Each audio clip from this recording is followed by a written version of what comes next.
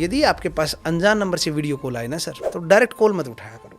आप उसके कैमरा है ना, जो फ्रंट कैमरा, उस पर अंगूठा लगाओ, पहले उसको देखो कौन है सामने वाला। आदमी डरता कहाँ है? सामाजिक बहिष्कार से, रेपो खराब ना हो जाए। तो यदि आपके साथ हो गया तो घबराना क्या है, सबके साथ हो रहा है, कंप्लेंट करिए ना आप उसकी। दुखिया दो ही जगह जाते हैं, या तो मंदिर में पहुंचेंगे या पुलिस के पास।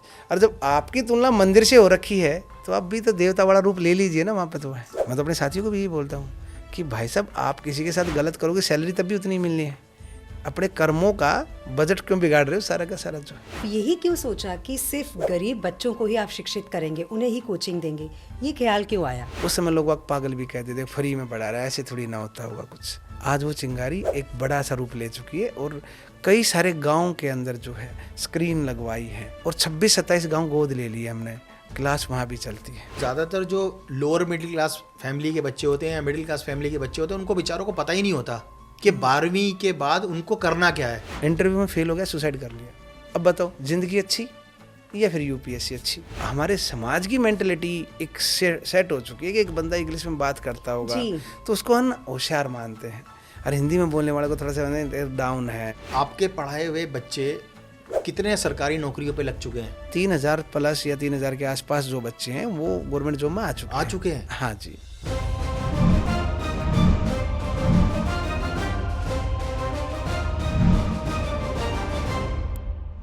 विदस के इस पॉडकास्ट में आपका स्वागत है और मैं हूं आपके साथ अनु वर्मा और मेरे साथ हैं मेरे को एंकर सचिन शर्मा जी। विदस में आज जिन मेहमान को हमने अपने स्टूडियो में बुलाया है, उनकी सोच इतनी बड़ी है कि शायद आप और हम ऐसा सोच भी नहीं सकते हैं। वो अपनी ईमानदारी और मेहनत के बल पर आज ना जाने कितने युवाओं को तैयार कर रहे हैं एक मजबूत भारत बनाने के लिए। वो बच्चों को शिक्षित कर रहे हैं और सरकारी नौकरी की तैयारी भी करवा रहे हैं, लेकिन उसके साथ साथ वो बच्चों को नैतिक और सामाजिक मूल्यों की जानकारी भी दे रहे हैं, जो मुझे लगता है कि शायद आज की युवा पीढ़ी के लिए बहुत ज़्यादा ज़रूरी है, जिनसे हम कोसों दूर होते जा रहे हैं। जी हाँ, मैं बात कर रही हूँ अजय जी की, जिन्हें सब अजय भाई भी कहते हैं। आज वो न जाने कितने बच्चों के सपनों को पूरा कर रहे हैं। तो चलिए मिलते हैं उनसे और जानते हैं उनकी इस जर्नी के बारे में। आपका बहुत बहुत स्वागत है अजय भाई, नमस्कार। नमस्कार मैडम, आप दोनों का भी और आपकी पूरी टीम का, कि आपने हमें इस लायक समझा कि आपके सामने बैठने का सौभाग्य हमें मिला। आपके पूरे व्यूअर्स को मैं हाथ जोड़कर प्रणाम करता हूँ। कन्यादान सबसे बड़ा दान है, उसे महादान भी कहा जाता था, लेकिन अजय भाई जी ने हमें ये बताया है कि विद्या दान महादान है, कि सबसे बड़ा दान है कि अगर आप किसी बच्चे को शिक्षित कर देते हैं तो आपने उसे उसके जीवन जीने का एक सही रास्ता दिखा दिया है। मैं आपसे सबसे पहले ये जानना चाहूँगी कि विद्यादान महादान, इस मुहिम की शुरुआत कब और कैसे हुई? देखिए मैडम, विद्यादान महादान की जो शुरुआत थी वो मैं ये कह नहीं सकता, क्योंकि 2013 या 14 से हमने बच्चों को पढ़ाना स्टार्ट किया था। और पढ़ाना भी क्या था, रियलिटी तो बात ये थी कि मैं खुद एक रेसलिंग बैकग्राउंड से था, साधारण सा परिवार, पिताजी पुलिस में, दादाजी आर्मी में थे, और एक ऐसी शुरुआत होती है कि जिसके बारे में मैं कई बार बता चुका हूँ कि एज ए पुलिस कांस्टेबल यदि मैं बात करूँ तो हमारी जो ड्यूटी थी वो गेट पर होती थी जो है। तो मैं रेसलर था, तो रेसलिंग के दौरान जो है, आज तो मैं कंघी करके बैठा हूँ, उस समय पर कंघी भी नहीं आती थी, क्योंकि रेसलिंग हमारे हरियाणा में एक ऐसा खेल है कि हमारे एक कहावत भी होती है कि जो किसी काम का नहीं होता उसको पहलवानी की तरफ लगा दीजिए जो है। तो वहाँ एक हमारे एसीपी साहब हुआ करते थे। अब मुझे ये पता नहीं था कि वो हमारे एसीपी साहब हैं, और मैं गेट पर ड्यूटी पर था। वो सरदार जी थे, हमें पता ही नहीं था। रियलिटी बात ये थी कि सुबह 7 बजे वो आते हैं, और मैंने वैसे ही उनसे रैंडमली एक बात पूछी थी कि हरियाणवी भाषा में, क्योंकि हम हरियाणा वालों की ना थोड़ा सा इंग्लिश छोड़ो, हिंदी पे भी हाथ थोड़ा सा टाइट रहता है। तो बैकग्राउंड मेरा रोहतक डिस्ट्रिक्ट से था, खड़ी बोली थी, तो मैंने वैसे ही पूछ लिया कि सर आप कहाँ जाओगे, हरियाणवी भाषा में पूछा था। तो वो उन चीज़ों को थोड़ा सा दिल पे लेकर चले गए। तो वो बोले कि आप मेरे को जानते नहीं हो। मैं बोला सर मैं नहीं जानता, आप हो कौन जो है। तो उन्होंने हमें सजा के रूप में जो है उनको हमें बोल दिया गया कि इनको ना सलूट मारना सिखाइए। अच्छा। और हमें एक कोर्स के लिए जड़ौदा भेज दिया जाता है, ट्रेनिंग सेंटर जो है। अब हमारे लिए ये किस्म से मैं ये कहूँ कि एक मेरी नज़रों में तो उस समय पे हो सकता है कि मैं दुखी था, परंतु भगवान की नियति कुछ और थी। तो यहाँ मेरी मुलाकात कुछ अंडर ट्रेनिंग दानिब से होती है, जड़ौदा के अंदर जो है, जो यूपीएससी क्रैक करके आते हैं। जब हम उनको देखते हैं तो हम सोचते हैं कि यार ये कहाँ से आए हैं, क्योंकि हमारी वो कहते हैं कि जिसके व्यक्ति को जितना पता उतनी ही तो बात करेगा। मेरे पिताजी दिल्ली पुलिस में थे, तो हम सोचते थे सिपाही, हवलदार, सब इंस्पेक्टर, इससे अलावा कुछ नहीं है। तो जब पता चला कि ये यूपीएससी करके आए हैं, अब यूपीएससी करते कैसे हैं, तैयारी कैसे करें, क्या सारी चीज़ें होंगी, बनना तो इन जैसा ही है, क्योंकि सज़ा तो मेरे को इन जैसे ही एक महानुभाव ने दी थी। तो करना क्या है और क्या पढ़ना ये पता ही नहीं था। तो बड़ी हिम्मत करके सर मैंने उनसे पूछा था। वो दिन मेरे को आज भी याद है कि मैंने पूछा था कि सर आप कहाँ से आए हो, और वो बिहार के थे, कुछ झारखंड के थे, आंध्र प्रदेश के थे, क्योंकि अदर स्टेट से हैं। तो उन्होंने मेरे से पूछा था कि देखिए एनसीईआरटी पढ़नी पड़ती है, ग्रेजुएशन करनी पड़ती है पहले जो है, और उसके बाद एनसीईआरटी पढ़िए जो है। और मैं हर जगह यही बात बोलता हूँ कि मेरा बैकग्राउंड ऐसा नहीं था, मैं हरियाणा बोर्ड का पास आउट था। मैं बोला सर ये एनसीईआरटी क्या होती है, वो हंसने लग गए कि ये भी नहीं पता आपको। तो उन लोगों से तब पता चलता है कि भैया यूपीएससी के लिए एक अलग जर्नी है, और वो एनसीईआरटी उनकी बेसिक्स बुक है, और आप स्टार्ट करिए जो है। दिमाग में एक कीड़ा आ ही चुका था कि भैया करना तो है।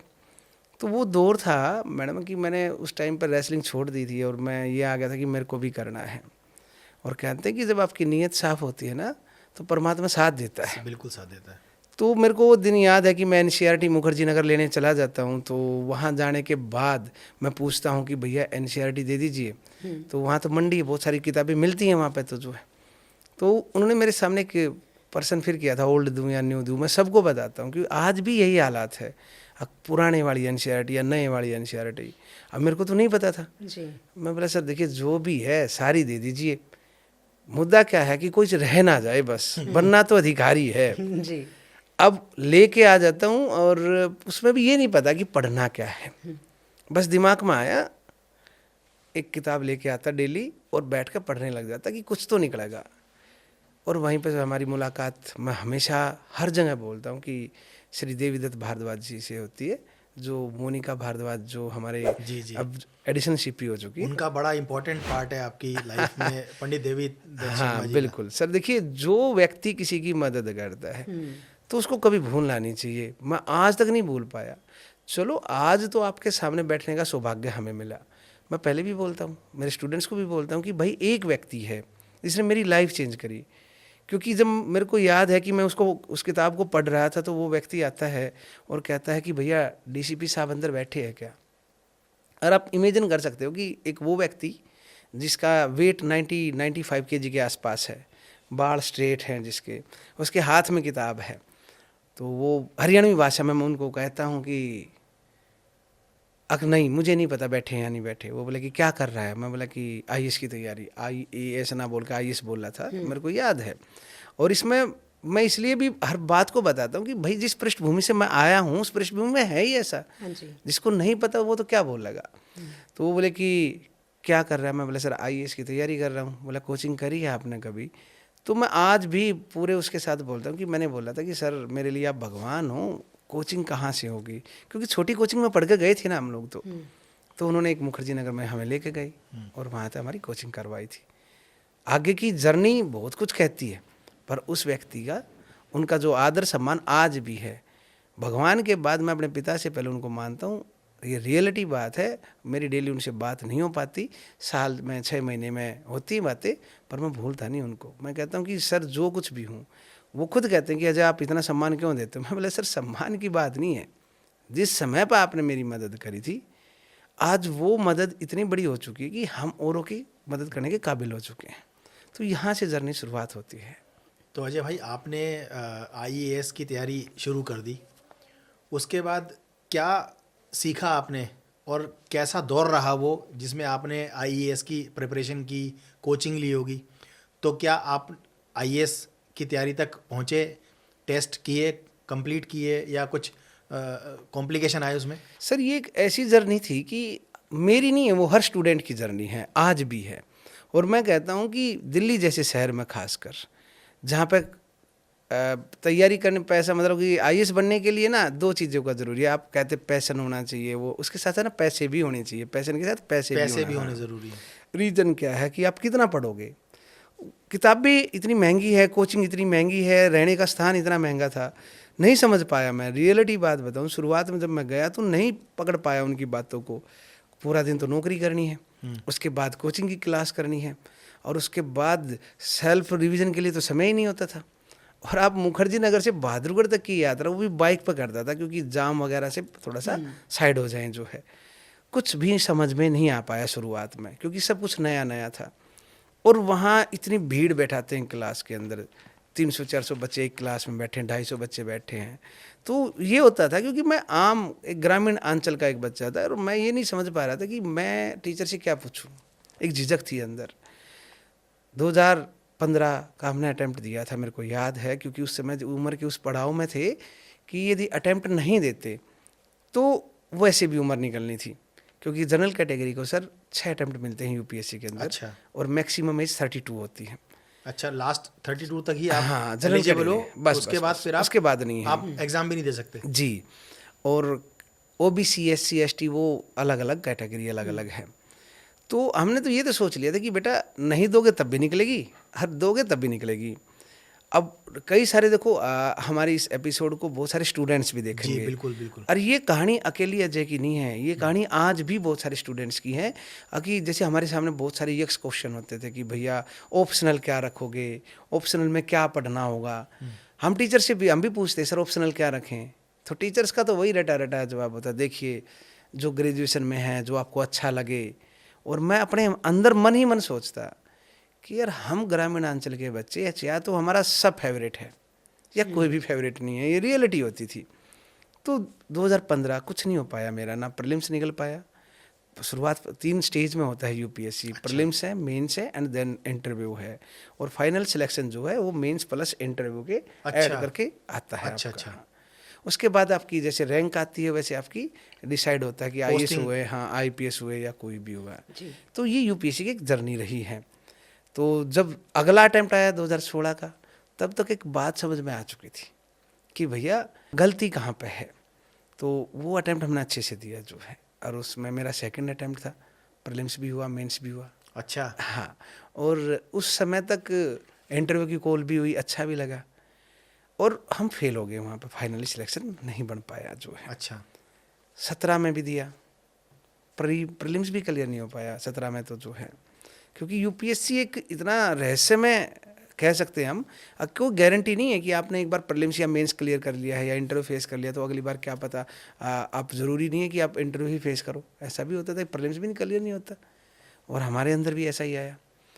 तो पुलिस की नौकरी के साथ तैयारी करना बड़ा मुश्किल काम, चैलेंजिंग था सर, क्योंकि आपको लैंड ऑर्डर भी देखना है, आप नौकरी कर रहे हो, फ़ायदा तो था। फ़ायदा तो ये था कि घर वालों पर डिपेंड नहीं है हम कहीं पे भी, सैलरी मिल रही है हमें, मानसिक रूप से जो है एक प्रेशर था वो ख़त्म है।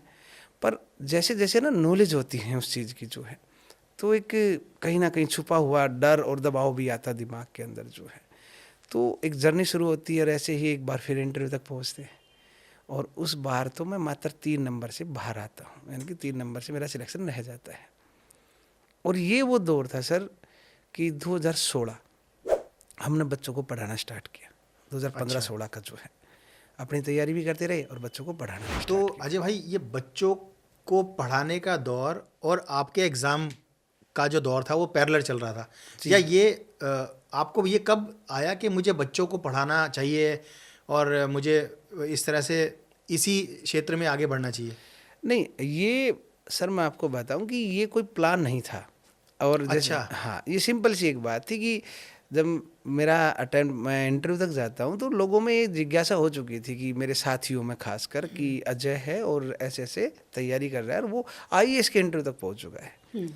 तो वो एक मेरा साथी है सोमवीर, मैंने हर जगह बताया, वो कहता है मेरे को कि भाई मेरा भतीजा है, उसको भी आप पढ़ा लीजिए, शाम को आप पढ़ते हो वो भी बैठ जाया करेगा आपके पास जो है। बिल्कुल कोई प्लान नहीं था हमारा जो है।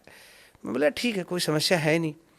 कई बार होता है कि स्टूडेंट लाइफ में सबसे बड़ी प्रॉब्लम होती है कि बच्चा एक लिमिट तक ही सीख पाता है, जब तक वो सामने वाले के किसी के सामने अपने आप को परोसता नहीं है, तब तक वो नई चीज़ नहीं सीख पाता है। सबसे बड़ी बात है, क्योंकि आपको पता है किसी को कुछ पढ़ाना है तो सबसे पहले आपको इतना सारा पढ़ के आना पड़ेगा, बिल्कुल और सही उसका निचोड़ आप उसके सामने हाँ, रखोगे। बिल्कुल जो सही है बात है। तो पढ़ते पढ़ते जब बोर होते या कुछ भी थकावट होती तो हम उस नवीन दहिया नाम था उनका, वो साथ में बैठता तो उसके साथ बातचीत भी होती। और सबसे अच्छी बात रहेगी 6 महीने के अंदर उसका सिलेक्शन हो जाता है दिल्ली पुलिस में जो है। अच्छा हमें भी लगा, क्योंकि मैं तो 2009 में मेरा सिलेक्शन हुआ था। तो कहते कि अतीत में तो जा नहीं सकते, परंतु जब उसका सिलेक्शन आया तो फीलिंग आई कि मैं एक बार शायद मेरी ही ज्वाइनिंग आई। तो वहाँ से फिर बच्चे और बढ़ना शुरू हो गए, और ये शुरुआत से ही था कि मैं यदि बच्चों को मैंने अनुमति दी तो सिर्फ उन बच्चों को दी कि जो फाइनेंशियली रूप से कमज़ोर है या महंगी कोचिंग में नहीं जा सकते, क्योंकि मैं उसी दौर से गुजर के गया था। तो यहाँ से शुरुआत है भाई जी। तो सिर्फ यही क्यों सोचा कि सिर्फ गरीब बच्चों को ही आप शिक्षित करेंगे, उन्हें ही कोचिंग देंगे, ये ख्याल क्यों आया? देखिए मैडम, सबसे बड़ी प्रॉब्लम पता है क्या है कि आप यकीन करो, मैंने कहा कि यदि माँ बाप आज के दौर में कह रहा हूँ कि माँ बाप कभी गरीब होता नहीं है बच्चे के लिए। वो रिक्शा चलाएगा, वो दिहाड़ी करेगा, वो लोन पे पैसा उठाएगा, वो बच्चे की कोचिंग करवा देगा, बड़ी बात नहीं है। परंतु सबसे बड़ी बात क्या है कि यदि कोचिंग करवा भी दी तो सिलेक्शन कहाँ पे है। ज़रूरी नहीं है कि मैंने कोचिंग करी तो मेरा सिलेक्शन ही होगा। पैसे वाला तो मुखर्जी नगर जाएगा, राजेंद्र नगर जाएगा, उसके 2 लाख 3 लाख डूब भी गए तो दिक्कत क्या है? पैसे वाले को तो कोई दिक्कत है ही नहीं। दिक्कत किसको है? रिक्शा वाले को है। दिक्कत किसको? जिसने ज़मीन बेच दी। अब गरीब बच्चों को पढ़ाने की, गरीब का मतलब यही था कि भाई मैं उस दौर से गुजरा हूँ, और ऑटोमेटिकली है कि हमें उस समय पे ये जो 2014-15 में हमें नॉलेज हुई, काश हमें पहले मिल जाती, 2009 में मिल जाती। हमें तो कोई बताने वाला था ही नहीं ना, क्योंकि वातावरण हमारा ऐसा ही है, आज भी बहुत सारे बच्चों का है कि वो मोबाइल पर रील तो देख लेते हैं, अगर मेरे को IAS बनना है, DM बनना है, पर बनना कैसे ये बताने वाला कोई होता ही नहीं है। और भीड़ में देखकर कहते हैं कि भैया मेरे को वो बनना है। अभी मैं फिर बात कह रहा हूँ कि एक बंदा बन गया, एक बार उससे पूछो तो उसका संघर्ष कितना है। तो यही था कि पैसे वाले तो मुखर्जी नगर जा रहा है तो गरीब कहाँ पे जाए, जो है कहाँ पे 3 लाख रुपए देगा। तो यही तो शुरुआत थी कि भाई मैं उन्हीं को पढ़ाऊँगा, जो पैसे वाले को कोई फ़ायदा है ही नहीं ना, और ऑलरेडी वो फुल पेट के साथ बैठे हैं कि मैं तृप्त हूँ, जो है ये नहीं हो पाऊंगा तो मैं प्लान B और कुछ कर लूँगा। पर उनके लिए भी तो बड़ी समस्या है, जिनके लिए पैसा इकट्ठा किया भी गया या किसका है ही नहीं बैकअप, वो क्या करेगा। तो यहाँ इसलिए मैंने उन बच्चों को, आज भी वही बच्चे हैं सारे के सारे जो है। अजय भाई, आप दिल्ली पुलिस में खुद कार्यरत हैं, आप साइबर क्राइम की ट्रेनिंग देते हैं आप जी। और उसके साथ साथ आप बच्चों की एजुकेशन को कैसे मैनेज करते हैं, ये टाइम मैनेजमेंट कैसे आप खुद के लिए आप कैसे करते हैं, ये जानना हमारे लिए बड़ा मतलब बहुत ही क्यूरियोसिटी हम लोगों के, क्योंकि दिल्ली पुलिस की जॉब जो है वो मतलब बहुत इजी जॉब नहीं है, बहुत कंफर्टेबल जॉब नहीं है। तो जॉब करना, साथ में बच्चों को पढ़ाना, और आपकी क्लास जो है वो रात को शुरू होती है, शाम को मतलब शुरू होती है, और सुबह 3:30 बजे तक 4 बजे तक आप पढ़ाते हैं, तो आप कैसे मैनेज कर पाते हैं? सचिन सर, दिक्कत पता है क्या है कि आप, जब मैं दिल्ली पुलिस में आया था तो हमारे ना DP एक्ट है, एक दिल्ली पुलिस एक्ट जिसको बोलते हैं, उसकी सेक्शन 24 कहती है कि पुलिस वाला 24 घंटे का मुलाजमान है, मतलब 24 घंटे का नौकर है, उसको कभी भी किसी भी समय याद कर लिया जाएगा। और मैं एक बात कहता हूँ कि यदि आपके पास समय है और आप कोई अच्छा काम करना चाहते हो तो परमात्मा भी साथ देगा आपका, जो है। और ये मेरे साथ हुआ भी है कि मेरी जो ड्यूटी है वो रहती है, पहले ऐसा नहीं था कि रात को नहीं रहती, रात को भी रहती है। तो मेरी जो ड्यूटी है, मैं तकरीबन दिन में ही ड्यूटी करता हूँ। और जैसे अभी फ़िलहाल वर्तमान में मैं दिल्ली पुलिस एकेडमी झड़ौदा कला पोस्टेड हूँ, जी जी, जहाँ पे जो आपने अभी बताया कि साइबर क्राइम और CCTNS पढ़ाता हूँ, क्योंकि दिल्ली पुलिस CCTNS पे ही काम करती है सारा का सारा जो है। तो वहाँ मेरे को ट्रेनीज को पढ़ाना होता है, और ट्रेनीज को ये बताना होता है कि भाई साइबर क्राइम हो तो कैसे हो, क्या मामला है। वो ड्यूटी रहती है 10 से 4:30, पौने 4 या 4 बजे तक, जो है जैसे क्लास के ऊपर डिपेंड है। और हम पहुंच जाते हैं 5 बजे, 5:30 के आसपास अपनी क्लास के अंदर, जो है 5:30। एक चीज़ का फ़ायदा है कि मेरे कुछ स्टूडेंट हैं, वो मेरा मतलब साथी की भूमिका में रहते हैं कि वो क्लास को रन कर देते हैं। जो बच्चे कंपनी में, फैक्ट्री में काम करते हैं, हमने उनके लिए ना 5 से 7 का स्लॉट रख दिया अब, मार्केट के बीच में जगह लेके, जो है कि पूरा दिन तो फैक्ट्री वगैरह में काम करते हैं। और हमारी जो क्लास है पहले होती थी, जो अभी भी है, 7:30 से 10:15 जो है, उसके बाद 1 घंटे का हम गैप कर लेते, बच्चे डिनर वगैरह कर लेते, और उसके बाद हम जाते हैं सारे के सारे 11:15 के आसपास से लेकर सुबह 3, साढ़े 3, 4 बजे तक, जब तक नींद नहीं आती है।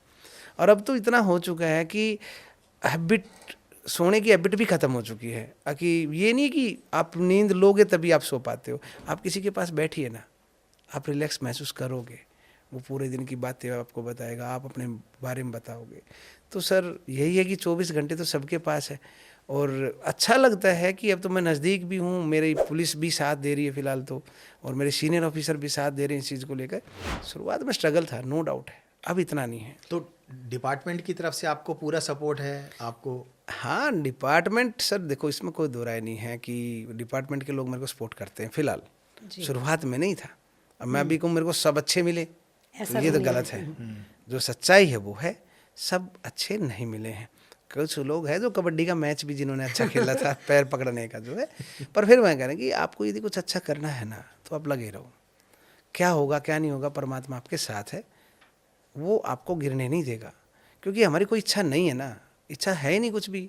बच्चों को पढ़ाना है तो कोई इच्छा नहीं है कि मैं पढ़ाऊँगा तो मैं यहाँ पहुँचूँगा, ऐसा कुछ है ही नहीं दिमाग में। ठीक है, जो मेरे को आता है वो मैं उनको बता रहा हूँ, और ऐसा करने से हम कभी बूढ़े नहीं होते। जी। सिंपल बात है। यदि मेरे को 20 साल के बच्चे वाली फीलिंग लेनी है तो उनके साथ बैठूंगा ना। बिल्कुल सही बात है। थोड़ा यदि मेरे को बुजुर्ग की फीलिंग लेनी है तो बुजुर्ग के पास बैठिए आप लोग। तो सर यही है, यही टाइम टेबल चला हुआ है सारा का सारा। बच्चों को पढ़ाने का तरीका कैसा है, क्योंकि आप बच्चों को सामाजिक और नैतिक शिक्षा भी देते हैं, मतलब शिक्षित तो करते हैं, उसके साथ साथ समाज में उन्हें किस तरह से बर्ताव करना है, कैसे आगे बढ़ना है, ये सब भी आप सिखाते हैं। वो उसके बारे में कुछ बताइए। देखिए मैडम, सबसे बड़ी प्रॉब्लम है आज के दौर में, अगर आप शिक्षा को तो खरीद लोगे, बढ़िया स्कूल में जाइए, पैसा दे दीजिए, और कोचिंग में जाइए, शिक्षा को खरीद लोगे, परंतु संस्कार को कैसे खरीदोगे। वाह। और हम यही बात कहते हैं कि जितने भी बच्चे बैठते हैं, मेरे बच्चे भी बैठते हैं, 2 बच्चे हैं वो भी बैठते क्लास में, मैं उनको भी यही बात बोलता हूँ कि संपत्ति के पीछे कब तक भागोगे। यदि आपने संपत्ति अर्जित कर भी ली, कब तक, एक दौर आएगा आपके बच्चे में यदि संस्कार की कमी होगी तो संपत्ति को उड़ा देगा वो। बिल्कुल। और यदि आपने संस्कार यदि बच्चे में डाल दी तो संपत्ति का अर्जित कर लेंगे, वो बड़ी बात नहीं होगी। तो हमारे यहाँ पे एक ही चीज़ है कि देखिए नैतिक वैल्यू ख़त्म हो रही है धीरे धीरे। तो मैं तो उनको आज भी कहता हूँ कि भैया अपना जो बड़े हैं ना, दादा है या बाप है, पिताजी है, नाना है, उनके पास बैठो थोड़ी देर। उनके पास एक अनुभव है पूरे जीवन का, और वो चलती फिरती लाइब्रेरी है। वो जो दे देंगे ना वो किताबें नहीं देंगी, क्योंकि किताब पर प्रभाव होता है सत्तारूढ़ पार्टियों का, शासन करने वाले जो भी रहे होंगे शासकों का प्रभाव है, पर इंसान पर प्रभाव किसी का नहीं होता है। वो अच्छे को अच्छा बोलेंगे और बुरे का बुरा। और इसलिए हम अपनी क्लास में एक ही बात बोलते हैं, जो भी बच्चे आते हैं ना उनके माता पिता पूछते हैं जी कि मेरे बच्चे को नौकरी मिल जाएगी। मैं कहता हूँ जी हम भगवान नहीं हैं। मैं एक गारंटी ज़रूर देता हूँ, नौकरी मिले या ना मिले, पर इंसान बनाने की गारंटी पक्का इंसान ज़रूर बना दूंगा, चाहे कुछ भी हो जाओ। आपकी कोचिंग में एक और चीज़ जो सुनी है वो ये है कि आप वहाँ जो है लड़कियों से काम नहीं करवाते हैं, लड़कों से काम करवाते हैं। जैसे कि लड़कों को ही कहते हैं झाड़ू लगाइए या फिर पानी भर के लाना है तो लड़के ही लेकर आएंगे। नहीं, बिल्कुल इसमें कोई दो राय नहीं है। हाँ, आप विजिट करोगे जब आप देखोगे, लड़के भी इस बात से सहमत है। मैं हमेशा कहता हूँ आप समझो कि एक लड़की एक लड़का जी घर में है तो आप समझो 18 साल की लड़की और 18 साल का लड़का यदि घर में है तो लड़की जो है वो ज़्यादा काम करती है। पर लड़कों में क्या होता है, ये जो भी स्टूडेंट्स सुनेंगे हम उनको भी बोलते हैं कि एक एज होती है, उस एज में थोड़ा सा वातावरण हमारा ऐसा है कि बच्चे में ना थोड़ा सा ईगो आना शुरू होती है।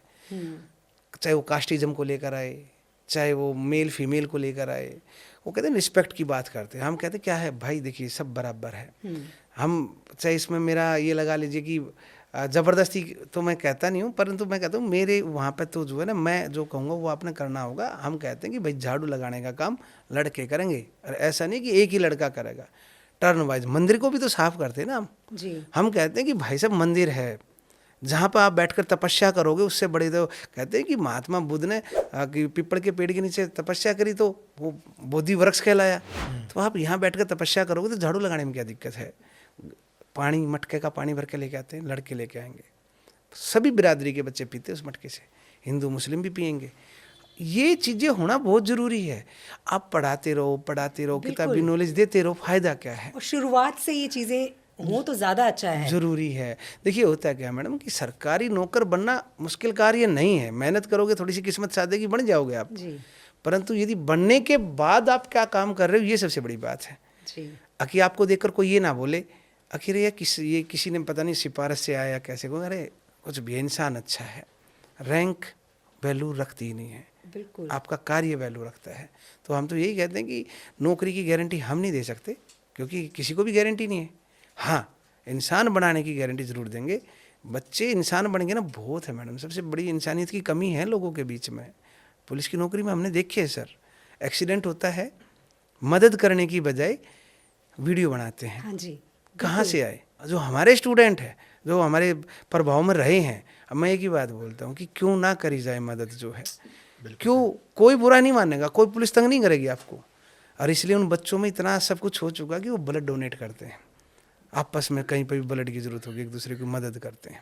अच्छा भाई, यूपीएससी की तैयारी में प्लान ए के साथ प्लान बी भी ज़रूरी होता है। जी तो मैं आपसे ये पूछना चाहूँगा कि आप सिर्फ यूपीएससी की तैयारी करवाते हैं बच्चों को, या अदर गवर्नमेंट जॉब की तैयारी भी करवाते हैं?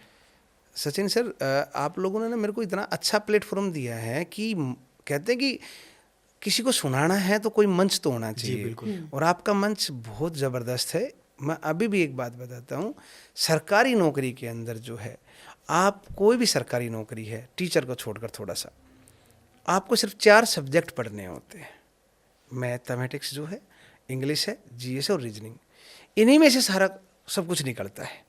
अच्छा, मतलब ये 4 सब्जेक्ट किसी भी ही हैं। बेसिक नौकरी से लेकर और यूपीएससी यूपीएससी की तैयारी जो है, तक, यही 4 सब्जेक्ट क्योंकि हैं। बहुत सारे स्लैब आते हैं इसके बीच में, क्लास जी, 4, हाँ, 3rd, हाँ, हाँ। 2, 1 आगे बिल्कुल जी, टॉप जी। यूपीएससी को रखते हैं हम लोग। जी सर, देखिए ना, कॉमन सी बात है, यूपीएससी हिंदुस्तान में यूपीएससी से ऊपर तो कुछ है नहीं। जी उसके बाद स्टेट पीसीएस है, उसके बाद सीजीएल वगैरह है, उसके बाद सीएचएसएल वगैरह है, उसके बाद पुलिस सब इंस्पेक्टर्स वगैरह ये हैं। और हर जगह पे ही यही 4 सब्जेक्ट काम करते हैं। उन सब्जेक्ट्स में क्वेश्चनों की संख्या कम या ज़्यादा हो सकती है। अच्छा। जैसे किसी में इंग्लिश ज़्यादा पूछ लेते हैं, सीजीएल में इंग्लिश का रोल है, सब inspectors in Delhi police and paramilitary forces में भी इंग्लिश ज़्यादा पूछते हैं। सब्जेक्ट तो 4 ही है ना। अब उन 4 सब्जेक्ट की बच्चों को तैयारी कराओगे आप, तो वो मैं कहता हूँ कि आज के दौर में नौकरी लेना मुश्किल है ही नहीं। आप बच्चों को 4 सब्जेक्ट पढ़ाइए। और इसलिए हमारी कक्षा के अंदर कभी भी जो बच्चे तैयारी कर रहे हैं, वो बच्चे सुनेंगे ना इस बात को, मैं बोलता हूँ उनको, वो समझेंगे इस बात को कि भैया ये सच्चाई है। अब सब्जेक्ट तो 4 ही है। उसके बाद ये कोचिंग वाले तो बांटते रहते हैं, भाई अभी यो सीजीएल का बैच आया है, अब सीएचएसएल का बैच आया है, अब फला का बैच आया है। चीज़ तो वही है, सब्जेक्ट तो आप रेडी कराइए चारों। मतलब सब्जेक्ट 4 ही हैं, बस, उसको बस। पढ़ लो, बस बस बस। और नीचे से लेकर टॉप तक की टॉप तैयारी तक। आपकी हो जाएगी। सर एक बात बताइए ना, अगर आपको जीएस करनी है, हिस्ट्री ज्योग्राफी एंड पॉलिटी, उसके अंदर जो भी है, आप खुद बताइए ना कि यूपीएससी में क्या है, जीएस का रोल है सारा का सारा। आप ऑप्शनल लीजिए या फिर जो भी है, जिस तरह का तरीका है, सी सेट प्लस वो है, यही 4 सब्जेक्ट तो घूमते हैं। इसके अलावा कुछ नहीं है। टीचिंग में चाइल्ड साइकोलॉजी वगैरह है, पेडागोजी वगैरह, तो ये 2 सब्जेक्ट और ऐड हो जाते हैं। नहीं तो हिंदुस्तान की कोई ऐसी नौकरी नहीं है, बैंकिंग में है थोड़ा बहुत अलग है थोड़ा सा, जो इस रास्ते से होकर नहीं जाती है। लेकिन हमारी मातृभाषा हिंदी है, ठीक है। लेकिन आपने कहा कि ये इंग्लिश के सब्जेक्ट्स होते हैं। बहुत से बच्चे ऐसे हैं जो इंग्लिश से दूर भागते हैं, उन्हें बहुत डर लगता है, वो हिंदी में करना चाहते हैं। हिंदी को इतनी वैल्यू क्यों नहीं दी जाती है? आपको मैं बताऊं कि बच्चे भी सुनेंगे इस एपिसोड को। मैं अभी भी बात करता हूं कि हमारे नॉर्थ इंडिया में खासकर जो है, जहां पर क्रेज है सरकारी नौकरी का, आज भी स्थिति ये है कि इंग्लिश पर जो है एक फोबिया है बच्चों में। जी। इंग्लिश का एक फोबिया है। आप बच्चे से बात करोगे, वो इंग्लिश में बोलता होगा, नो डाउट है, वो स्पोकन इंग्लिश है, पर उसकी ग्रामेटिकल देखोगे तो जीरो होती है। वो आज भी इंट्रोडक्शन देता है माई सेल्फ फला फला फला, और हम कहते हैं माई सेल्फ से तो सेंटेंस शुरू ही नहीं होता है। हम कहते हैं कि यूपीएससी यदि आपने करना है तो उसमें क्या है, हिंदी और इंग्लिश दोनों सब्जेक्टों को क्वालिफाइड रख दिया गया है। अच्छा। अगर आपने हिंदी में भी पास होना ज़रूरी है और और इंग्लिश में भी पास होना ज़रूरी है। कई स्टेट पीसीएस में भी ऐसा ही है। तो हिंदी कहीं पर भी डाउन नहीं है, परंतु हमारे समाज की मेंटलिटी एक सेट हो चुकी है कि एक बंदा इंग्लिश में बात करता होगा तो उसको हम होशियार मानते हैं, और हिंदी में बोलने वाले को थोड़ा सा डाउन है। बिल्कुल बिल्कुल। और हम कह रहे हैं अभी भी, खासकर वो बच्चे जो हिंदी मीडियम के हैं, हम कहते हैं कि भाई आपका मीडियम में कोई कमी नहीं है। आप सिर्फ और सिर्फ अब की बार दोबारा से 6th क्लास से और यहाँ तक जो है 12वीं तक एनसीईआरटी की किताबों को व्यू के लिए, नॉलेज के लिए पढ़ो बस। इतना सब कुछ निकलेगा सर, जिसकी कोई हद ही नहीं है। वही बात है, अब तक तो स्कूल में क्या करते हैं, नंबरों की दौड़ के लिए पढ़ते हैं बच्चे, इतने परसेंट ले आइए, इतने परसेंट ले आइए। हम कहते हैं नंबरों की दौड़ कब तक है। अब तो दिल्ली जैसे शहर में, आपको याद होगा सर, आप लोग आए होंगे यहाँ पे, तो एडमिशन के लिए कट ऑफ लगती थी कॉलेज की जो है। हाँ जी, करोड़ी वो भी बंद हो गई हाँ है। वो बंद होगी। अब CUET हो गया। हाँ। अभी रिसेंटली मेरी बेटी का एडमिशन हुआ, तो ये मुझे पता लगा जी कि सर, जब CUET का एग्जाम देना होता है, उसके आधार पे कॉलेज डिसाइड होते हैं। मतलब कॉलेज का आपको वो प्लेसमेंट जी। डिसाइड करते हैं कि फला कॉलेज में आपकी वो होगी। सर मैं आपको यही मैं बता रहा हूँ कि है क्या, सरकार तो कहती है, सरकार कोई भी ऐसी गवर्नमेंट जॉब नहीं है जहाँ पे सरकार ने क्राइटेरिया रख रखा है। थोड़ा बहुत बैंकिंग में है, 55% का होना ज़रूरी है, टीचिंग में 50% का ज़रूरी है। कहीं पर भी यूपीएससी भी कहती है भाई साहब 35% हो या 85%, कोई वैल्यू नहीं है ग्रेजुएशन के अंदर। आप आइए, आप कंपटीशन फेस करिए। अब दिक्कत ये क्या है, दिक्कत है तो ये है कि हम बच्चों को बता नहीं पाते। हम सोचते हैं कि जो 12th में या फिर ग्रेजुएशन में 85% लेगा वो होशियार होगा, और हम कहते हैं पल पल जिंदगी बदलती है जी। कालिदास जी जो है ना, बिल्कुल अबोध हुआ करते थे कि जिस पेड़ की टहनी पे बैठे उसी को काट रहे थे। और वो कालिदास जी एक दौर आया जब अभिज्ञान शाकुंतलम लिखता है, तो सब कुछ बदलता है। हम अभी भी कहते हैं जो तैयारी करने वाले बच्चे ना, सिर्फ इन 4 सब्जेक्ट्स को अच्छे से पढ़ो बस, इससे बाहर नहीं होगा। क्योंकि अजय भाई, मैंने तो ये देखा है कि जो ज़्यादातर जो लोअर मिडिल क्लास फैमिली के बच्चे होते हैं या मिडिल क्लास फैमिली के बच्चे होते हैं, उनको बेचारों को पता ही नहीं होता कि 12वीं के बाद उनको करना क्या है। एक प्रॉपर गाइडेंस भी नहीं उनके पास होती, पेरेंट्स को पता नहीं होता, और बच्चा भी कंफ्यूज होता है 10th के बाद या 12th तक कि मुझे करना है क्या फाइनली। इसमें बड़ा असमंजस पेरेंट्स में भी रहता है और बच्चों में भी रहता है, और खासकर जो थोड़े से फाइनेंशियली पुअर बच्चे हैं उनके साथ तो ये बहुत रहता है। ये जो आपने बात पूछी ना, ये सबसे इम्पोर्टेंट बात है। 10th के बाद हम भी थे उसमें शामिल, तो 10th के बाद बच्चे पर ना दबाव रहता है। मैं कह रहा हूँ कि जो इस एपिसोड को सुनेगा ना, वो बोलेगा इस बात को, हाँ गलत नहीं बोला है। 10th तक तो सब्जेक्ट सारे मिक्सअप चलते हैं। हाँ जी हाँ। 11th से जो ना 3 भाग बढ़ते हैं। अगर आपका साइंस है, आर्ट है एंड कॉमर्स है। साइंस में भी मेडिकल और नॉन मेडिकल कर लेते हैं। आज भी जब हम पढ़ते थे, पहले भी आज भी, साइंस वाले को ऐसा माना जाता है कि ये भाई साहब ये बहुत इंटेलिजेंट है। वो क्राइटेरिया आज हाँ, भी सेट है। आज भी सेट है, बिल्कुल सेट है। और आर्ट वालों को ये देखा जाता है बिल्कुल वो है ना, वो एवरेज है, कि कुछ नहीं बिल्कुल करेंगे जिंदगी यही है में। ना। और माँ बाप क्या करते हैं, देखो माँ बाप का कसूर मैं नहीं मान पाता, क्योंकि उनको ना जीवन चलाने के लिए, घर चलाने के लिए बाहर काम भी करना है। परंतु उन माँ बाप का कसूर मैं ज़रूर मानता हूँ जो अपने बच्चों को एक अंधी दौड़ में शामिल करते हैं कि मेरे दोस्त के लड़के ने साइंस लिया तो तू भी साइंस लेके चल। कंपैरिजन जो है, वहीं से कंपैरिजन शुरू होता है और बच्चा कन्फ्यूजन में रहता है कि मैं क्या करूँ। वो क्या करेगा, अब 12वीं तक तो साइंस ले लेगा। उसके बाद हमने बहुत सारे ऐसे स्टूडेंट देखे हैं जो 12वीं तक साइंस लिया और ग्रेजुएशन उसने BA करी खाली, जो है आर्ट के से जो है। बच्चे होटल मैनेजमेंट का कोर्स करते हैं और उसके बाद जो है मतलब BBA करने के बाद होटल मैनेजमेंट कर लिया, HM कर लिया, तो कॉम्बिनेशन नहीं है। गाइडेंस का होना बहुत ज़रूरी है। अब इसे गोल क्लियर करो ना आप, अगर बेटा आपने करना क्या है। और देखो न्यू एजुकेशन पॉलिसी आई है सर, उसमें तो और बढ़िया है। अब साइंस का स्टूडेंट जो है वो आर्ट के सब्जेक्ट भी पढ़ सकता है। सरकार क्यों लेकर आई, सरकार ने दिखाई दिया ना कि कमी कहाँ पे है। तो हम तो ये कहते हैं कि आप, हमारे नॉर्थ इंडिया में पता है सबसे बड़ी प्रॉब्लम क्या है सर, हम सरकारी जॉब की तरफ भागते हैं और हम सोचते हैं कि जो गवर्नमेंट जॉब में होगा वो सक्सेस माना जाता है। हमारे यहाँ पे ये मेंटेलिटी है, रियलिटी बात है।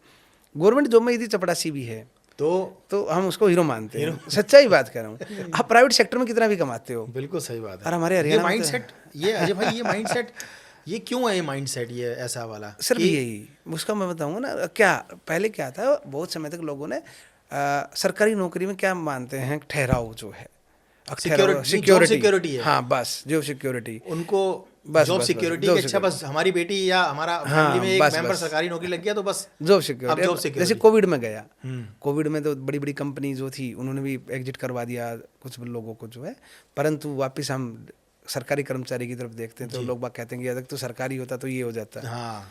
और हमारे हरियाणा में तो एक बुरा हाल ये है कि विदाउट गवर्नमेंट जॉब तो रिश्ता भी नहीं होता लड़कों का, जो सच्चाई तो बात ये है। पर मैं अभी भी कह रहा हूँ कि नहीं भैया, आप यकीन करो यदि आप खाली गवर्नमेंट जॉब के पीछे दौड़ोगे ना, नहीं जीवन अच्छा नहीं जी पाओगे।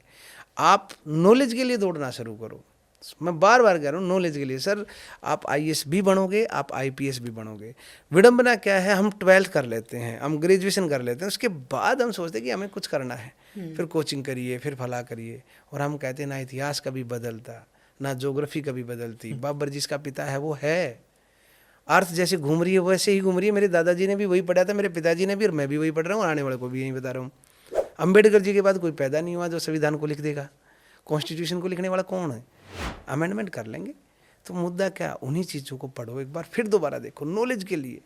और सबसे आसान तरीका तैयारी करने का मैंने बताया, यदि गवर्नमेंट सेक्टर आपने देखना है तो ये 4 सब्जेक्ट पढ़ो, बस ध्यान से जी। उसके बाद आपकी गवर्नमेंट जॉब पक्की है। यूपीएससी की तैयारी अगर करनी हो तो जाइए मुखर्जी नगर, वहाँ पर कीजिए तैयारी, वहाँ पर अच्छी होगी। मैं आपसे जानना चाहती हूँ कि जब मुखर्जी नगर जाया जाता है तो वहाँ पर खर्चे भी बहुत होते हैं, बहुत महंगा है, क्योंकि आपको एक जगह भी लेनी है जहाँ आपको रहना है। वहाँ से कितने बच्चे तैयार होते हैं जो निकलते हैं और आईएएस या आईपीएस बनते हैं, कितने? और आपके यहाँ से जो बच्चे निकलते हैं वो कितने निकलते हैं? मैडम रियलिटी क्या है कि होता है कई बार हमारा माइंड सेट हो जाता है, अब भाई मुखर्जी नगर जैसे हम जाएंगे तो वहीं से जो कुछ निकलेगा, खासकर यूपीएससी के उसको जो है।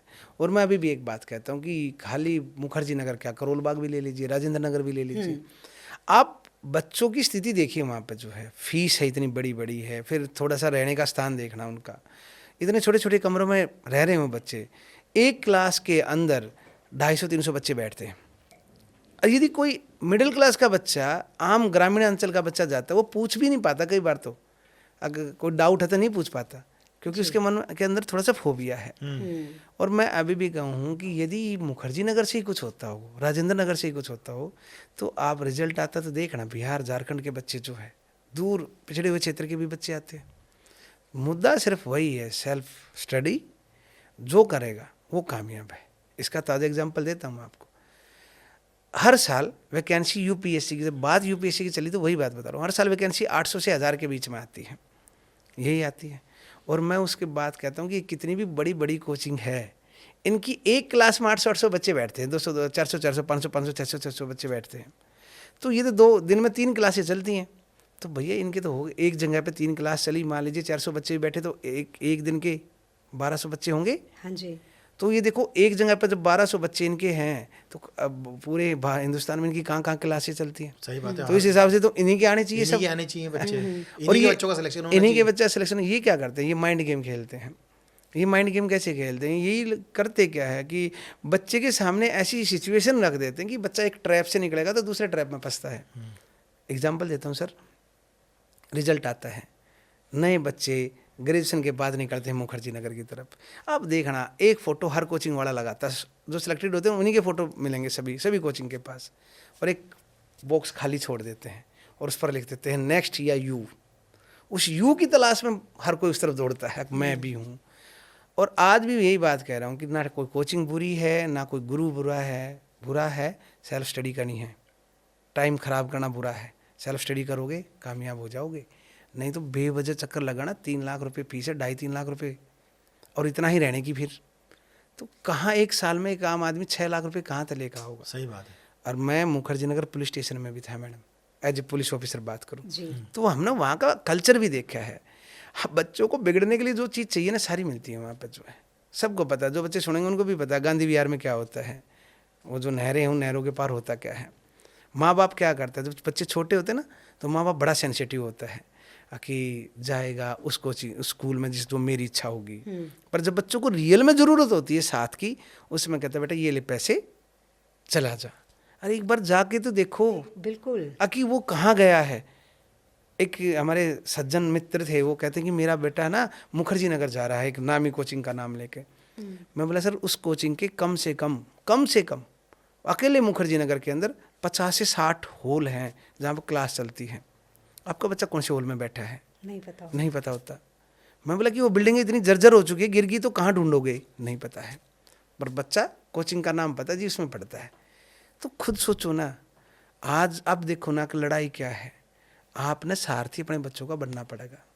आपने क्या होगा, यही तो होगा ना, माँ बाप को टेक्नोलॉजी का नहीं पता होगा, फ़ोन में जो टेक्नोलॉजी है, बाकी अच्छे बुरे की नॉलेज तो है क्योंकि उम्र बिताई है। अरे यही तो नहीं होगा कि एक बाप इंग्लिश नहीं जान पाओगा, बाकी ये तो बता देगा ना कि बेटा क्या चीज़ें हैं।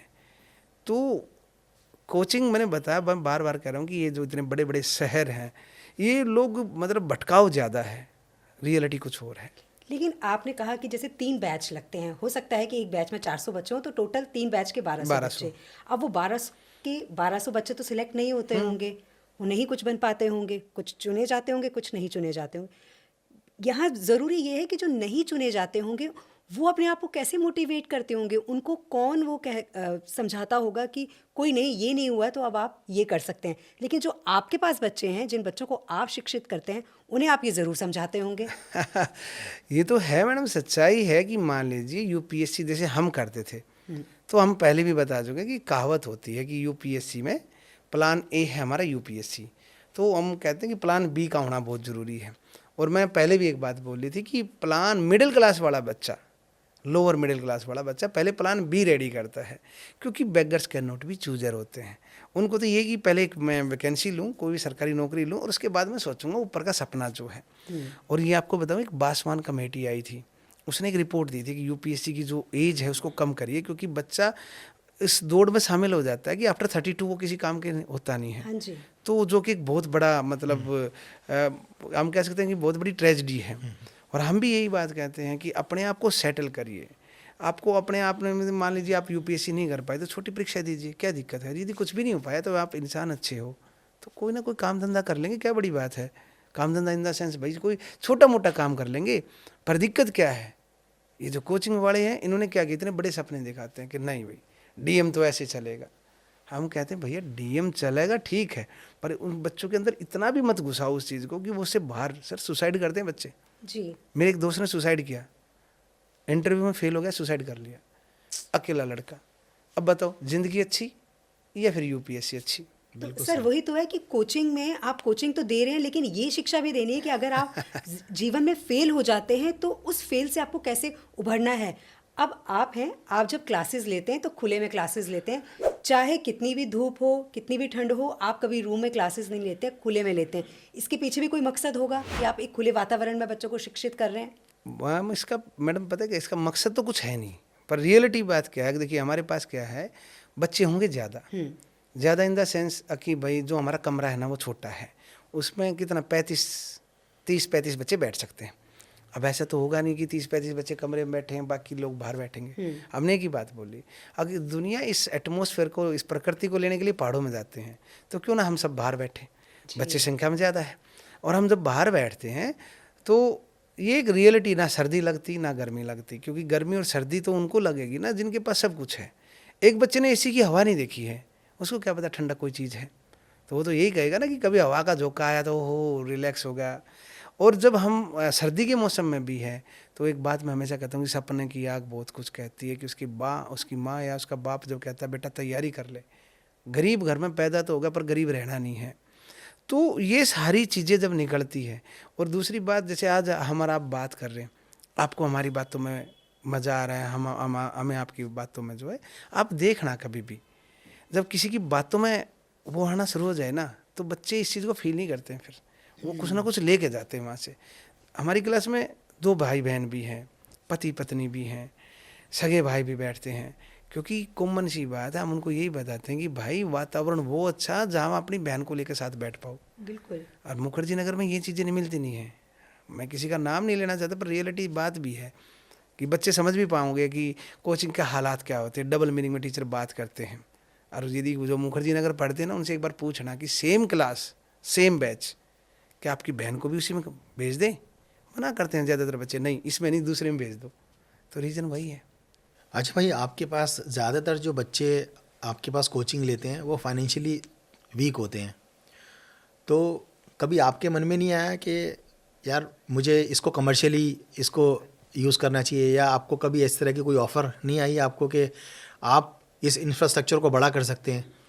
सचिन भाई सबसे बड़ी बात बताऊँ आपको कि जैसे जहाँ पर मैं पढ़ाता हूँ वो मेरा घर है।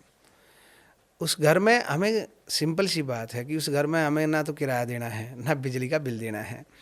और दूसरी बात कि कहीं और पढ़ाने की जहाँ तक बात आती है, ऐसा नहीं कि लोग बाग कहते हैं, थोड़ी सी दया सी भावना के साथ, सच्चाई कह रहा हूँ कि जी। भाई सर्दी में बच्चों को लेके बैठा रहता है, हमारे पास जगह है वहाँ पढ़ा लीजिए। हमारे स्टूडेंट खुद बोलते हैं कि नहीं भैया, भक्ति तो आप घर पे भी कर सकते हो, पर मंदिर ही क्यों जाते हैं। वो सिंपल मेरे से क्वेश्चन कहते हैं कि भैया भगवान का नाम तो आप खुद कहते हो, भगवान हर जगह पे है, फिर भी मंदिर क्यों जाते बताइए।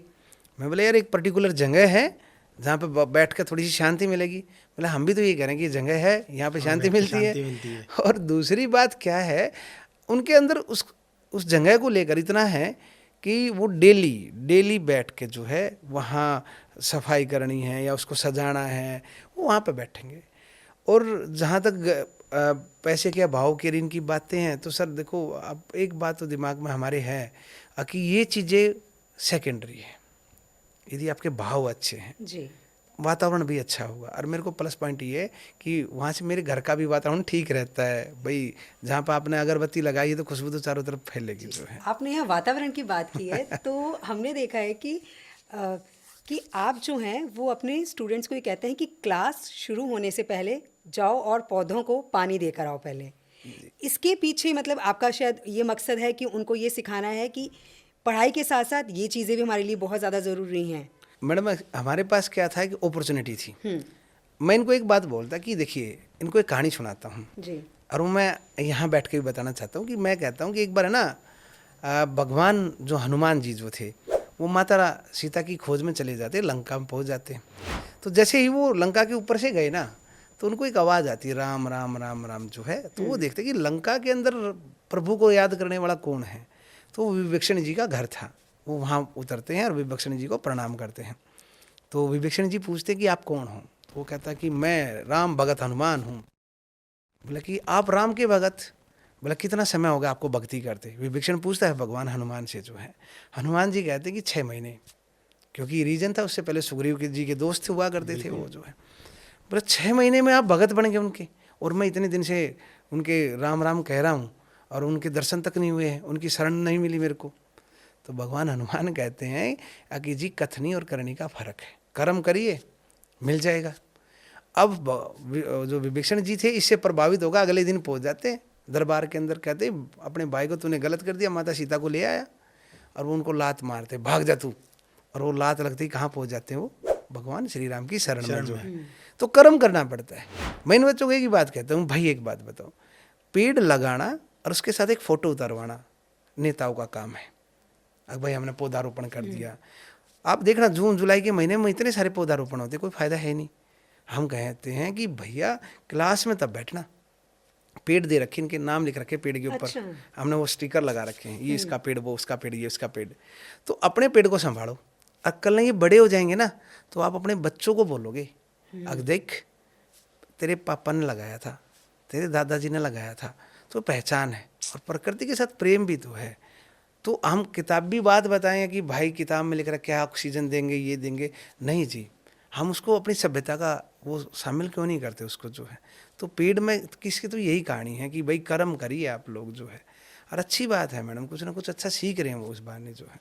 आप अपने एरिया के बच्चों को पढ़ा रहे हैं। अब बहुत सी स्टेट्स के जो लोग हैं हमारा पॉडकास्ट देख रहे होंगे, बहुत से बच्चे होंगे जो यूपीएससी में जाना चाहते हैं, यूपीएससी की तैयारी करना चाहते हैं और वो आपसे जुड़ना चाहते हैं।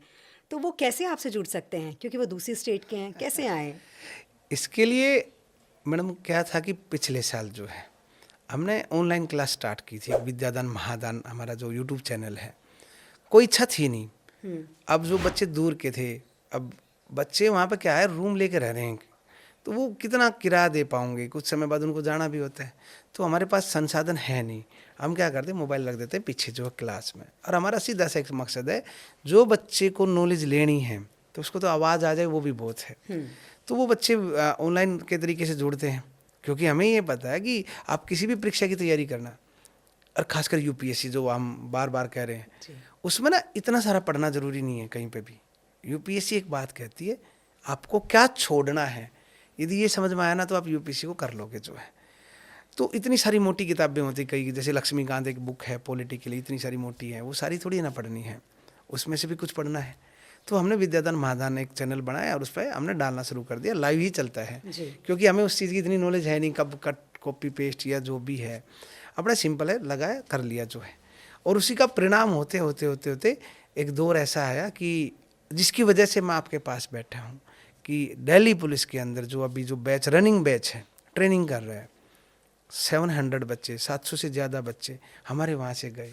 आपके स्टूडेंट 700 से 700 से ज़्यादा जो है का सिलेक्शन हुआ। सिलेक्शन, फाइनली सिलेक्शन, जो कि अब ट्रेनिंग कर अरे रहे हैं। वाह। सर, झड़ोदा, वजीराबाद और द्वारका, ये 3 जगह हैं जहाँ दिल्ली पुलिस की ट्रेनिंग होती है। और यहाँ पर जो है वो बच्चे कांस्टेबल की ट्रेनिंग कर रहे हैं अभी। और उन बच्चों का बैकग्राउंड क्या था, किसी के पिताजी नहीं हैं, कोई फैक्ट्री में काम करता है, कोई पूरा दिन ई रिक्शा चलाता था। ऐसे बच्चे भी थे अगर जो ई रिक्शा पूरा दिन चलाते और हमारे घर पे ई रिक्शा खड़ी करके उसने वहीं चार्ज कर लेते और रात को क्लास लेते, वहीं सो जाते और फिर दिन में रिक्शा चलानी है। वो बच्चे अब दिल्ली पुलिस में हैं। वाह। और झड़ोदा है, यहाँ ट्रेनिंग कर रहे हैं क्योंकि मैं वहाँ पे हूँ, वहाँ पे भी मैं ही हूँ। तो अच्छा लगा कि इतना बूम एकदम से आया, बड़ी बड़ी कोचिंग का नहीं आ पाया। और इसीलिए चर्चा का विषय लोगों के बीच में बना कि how could it be possible, ये हो कैसे पाया जो है।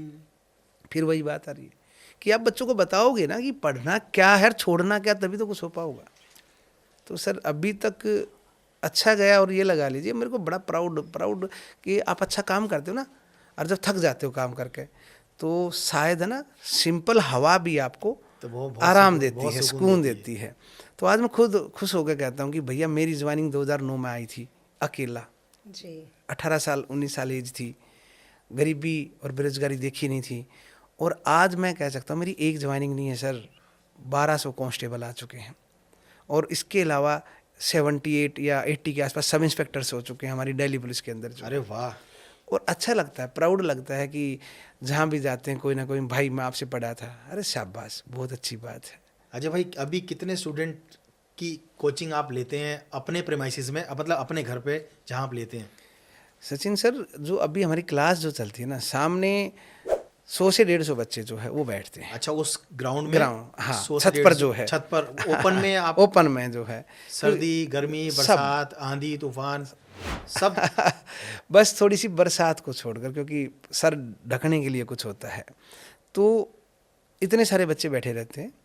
और उन बच्चों को हम, जैसे कहानियाँ नहीं होती है, हिस्ट्री पढ़ानी है तो कहानी के हिसाब से पढ़ाई, क्योंकि ना सुनी हुई बातें याद रहती हैं, पढ़ी हुई बातें याद नहीं रहती है। ये रियलिटी है। जैसे हम बचपन में कोई मूवी देख के आए, हम मरेंगे ना तब तक हमें याद है कि डायलॉग कौन सा कहाँ था जो है। तो वो सारी हैं। फिर कुछ ऑनलाइन भी बच्चे अदर स्टेट से, राजस्थान से, पश्चिम बंगाल से हैं, जम्मू कश्मीर तक के बच्चे जुड़ते हैं। अच्छा लगता है। वहाँ जिस क्षेत्र से मैं करता हूँ बिलोंग, तो वहाँ हरियाणवी क्षेत्र है, तो अच्छा ये लगता है कि कई बार हम हरियाणवी भी बोलते हैं तो वो बच्चे उन चीज़ को भी पकड़ते हैं। और फिलहाल वर्तमान की स्थिति में बताऊं कि एक छोटा सा एक बैड इंसिडेंट हमारे साथ हुआ था कि हमारा स्टूडेंट है जतिन, 21 साल का लड़का था, तो वो अभी एक जनवरी जो है अभी गया, उनकी 13वीं थी, वो एक्सीडेंट में जो है डेथ हो गई थी। ओहो।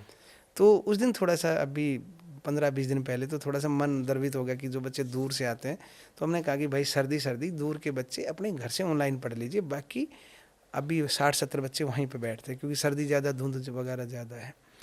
तो काफिला धीरे धीरे बढ़ने लग रहा है। और अच्छी बात मैं बताऊं आपको कि वो जो छोटी सी एक चिंगारी थी जिसकी शुरुआत हम सब ने करी थी मिलकर, उस समय लोग पागल भी कहते थे, फ्री में पढ़ा रहा है, ऐसे थोड़ी ना होता होगा कुछ। आज वो चिंगारी एक बड़ा सा रूप ले चुकी है और कई सारे गांव के अंदर जो है स्क्रीन लगवाई है, पंचायत को थोड़ा सा मोटिवेट करके कि जी आप करिए थोड़ा सा। और 26-27 गांव गोद ले लिए हमने, क्लास वहाँ भी चलती है। अरे वाह। कारण आज भी गांव की स्थिति सर ऐसी ही है कि आप संसाधन सीमित हैं। लड़के तो बाइक लेकर चले गए, स्कूटी लेकर चले गए, लड़कियां कहाँ जाएं? ना रोडों की इतनी सुविधा है, ना पब्लिक ट्रांसपोर्ट इतना है। दिल्ली जैसा ट्रांसपोर्ट नहीं होता ना गांव में इतना। जी। तो वो क्लास लेते हैं। और अच्छी बात ये पता है, और जब वो क्लास में हमने क्या किया, हमने सेना उसको बनाया, अपनी सेना का हिस्सा उनको बनाया जो रिटायर हो चुके हैं। टीचर रिटायर हैं, आर्मी रिटायर हैं, पुलिस पर्सनल रिटायर है। तो हमने उनको बोला कि भाई अभी तक तो आपने अपने बच्चों के लिए कमाया है, असली इंसानियत तो अब शुरू होगी। वो कहते कई बार भाई साहब अब तो नहीं है। मैं कहता यार असली लड़ाई तो अब है। तो 40 साल जो टीचर की नौकरी करके आया तो उससे अच्छा टीचर हो ही नहीं सकता। बिल्कुल। वो वहाँ पर डिसिप्लिन मेंटेन करते हैं, क्लास वहाँ से चलती है। अच्छा लग रहा है सर कि गांव से लड़कियां निकल रही हैं कि भैया मैं भी पढ़ती हूँ, मैं दिल्ली पुलिस में आ गई अब। और कुछ बच्चे तो ऐसे जो अपने घर में मेरे की तरह ही पढ़ाना स्टार्ट कर दिया उन्होंने। अच्छा। तो अच्छी बात है ना कि कुछ तो होगा, धीरे धीरे कुछ तो होने लग रहा है। तो ये सारी चीज़ें चली हुई है फिलहाल। आप ये जो इतना सारा काम कर लेते हैं, इसमें सबसे बड़ा हाथ तो आपकी माता पिता, आपके परिवार का होगा, आपकी वाइफ का होगा, क्योंकि सारा टाइम आपका बिजी रहता होगा, बहुत कम समय आप उन्हें दे पाते होंगे, और आप ये इसलिए भी कर पाते हैं क्योंकि पीछे उनका साथ है आपको। बैकअप है, बिल्कुल। क्योंकि ये एक साथ बहुत ज़्यादा ज़रूरी होता है, जो शायद आज जो हम कहते हैं ना कि संयुक्त परिवार, तो आज पता चलता है कि संयुक्त परिवार कितना ज़रूरी है, एक ज्वाइंट फैमिली। बहुत ज़रूरी है मैडम। एक्चुअली मैं आपको बताऊं कि आज अजय सबको दिखता है कि अजय ग्रेवाल है, वो बच्चों को पढ़ाता है, पर एक जो मंच जो मेरे को कंधे पर उठाया हुआ है वो किसी को दिखाई नहीं देते। वो लोग जब हम पढ़ा कर थक जाते हैं तो सो जाते हैं, तो वो काम भी तो करते हैं। सुबह मेरे को उठाते नहीं है, सुबह मैं 9 बजे उठता हूँ, और वो भी इसलिए उठाते हैं कि इनको ड्यूटी जाना है। तो घर में भी कुछ काम है। और यदि मैं न्यूक्लियर फैमिली की बात करूँ, यदि मैं एकल परिवार में होता तो ये चीज़ें नहीं हो पाती। बिल्कुल। तो योगदान और अंश हर व्यक्ति का है। मैं तो कहता हूँ कि हमारे पड़ोसियों का भी है, कि इतने सारे बच्चे बैठे रहते हैं कि पढ़ाई तो हम कर रहे हैं, डिस्टर्ब तो वो भी हो रही है ना कहीं ना कहीं। वो भी शिकायतें नहीं करते, वो भी अभी भी कहते हैं कि भैया ये तो एक यज्ञ है और आहुति हमारी भी आ रही है उसके अंदर जो है। तो योगदान सबका है, और अब इसमें कोई दो राय नहीं है। जो आपने एक बात की ज्वाइंट फैमिली की, ये सच्चाई है। अगर जो संस्कार, जो चीज़ें ज्वाइंट फैमिली में मिल जाती हैं, हो सकता है कुछ ड्रॉबैक भी हो, मना नहीं करता, तो वो कहीं नहीं मिलते फिर बाद में न्यूक्लियर फैमिली में जो है। एक तरफ तो हम बच्चों को शिक्षा देते हैं, बेटा एकता में बल है, और एक तरफ कहते हैं नहीं अकेला है, न्यूक्लियर फैमिली में रखते हैं, एक तरफ कहते हैं नहीं एकता में बल है। तो कैसे सीख पाओगे? तो आपके पास जो बच्चे आते हैं, पढ़ते हैं, जाहिर सी बात है उनकी लाइफ में बहुत सारी प्रॉब्लम्स भी आती होंगी, तो क्या आप उनकी लाइफ की उन प्रॉब्लम्स को भी सॉल्व करते हैं? वो आपसे वो प्रॉब्लम्स भी शेयर करते हैं? बिल्कुल मैडम, सारी करते हैं वो। मैं अभी भी कह रहा हूँ कि हम यहाँ पे अभी बैठे हैं, तो जैसे क्लास का टाइम होगा, बच्चे उस अपने आप स्टार्ट कर देते हैं। हम यहाँ पे हैं तो वो क्लास स्टार्ट कर देंगे। जाते ही कई बार ऐसा भी होता है, जो कुछ बच्चे नए आते हैं तो उस माहौल में आते आते थोड़ा सा समय लगता है। नहीं, जैसे घर में उनकी कोई दिक्कत हाँ, है, वो बिल्कुल, सारी बिल्कुल। चीज़ें शेयर वो करते सारी हैं। शेयर करते हैं। मैं यही तो बता रहा हूँ कि जैसे उस माहौल में कुछ नए बच्चे आते हैं तो समय लगता है। तो वो बच्चे जो पुराने हैं वो उनको मतलब कि अपने माहौल में ढाल लेते हैं, और जो घर की बात है जहाँ तक, वो सारी बातें बताते हैं कि भाई आज घर पे ये हुआ, आज पापा ने गुस्सा कर दिया। यहाँ तक कि ये भी बता देते हैं कि आज जो है पिटाई कर दी। कई बार इमोशनल होता है कि एक लड़का है हमारे वहाँ पे, सन्नी नाम है उसका, 19 साल का है सचिन भाई। वो जो है 19 साल का एक लड़का, पूरे दिन सुबह 7 से शाम 7 तक ड्यूटी करता है, गार्ड की नौकरी जो है, और शाम को 7:30 आधा घंटा आने जाने का लगा के घर नहीं जाता, पहले क्लास में, और उसके बाद खाना खाता है, और सुबह 3-4 बजे तक पढ़ता है, और फिर सुबह 7 बजे ड्यूटी है। तनख्वाह कितनी है? 8,000 रुपये जो है। अब भी वो बच्चे इन चीज़ों को समझते हैं कि भाई करना क्या है। एक लड़का है हमारी क्लास में, जितेंद्र, फिजिकली हैंडीकैप्ड है, बहुत ज़्यादा दिव्यांग है। वो अभी नया साल था, तो हमारे बच्चे, इसमें मैं बड़ी खूबसूरती मानता हूँ कि जितेंद्र की जो है ना माता जी नहीं है, पिताजी भी गरीब है, तो सब ने मिलकर नए साल पर क्या किया, कोई सॉक्स ले आया, कोई कैप ले आया, कोई उसकी जैकेट ले आया, और कोई उसके जूते ले आया, बिल्कुल नए कपड़े। सब ने किसी को कुछ बोला नहीं गया, अपनी मर्जी तय, और उसको पहना दिए नए साल पे। जितेंद्र भी इतना खुश है क्योंकि वो फील नहीं कर पाता ना वहाँ पे। कई बार है ना बच्चों में वो आ जाती है कि ये वो ऐसा है, वो वैसा है।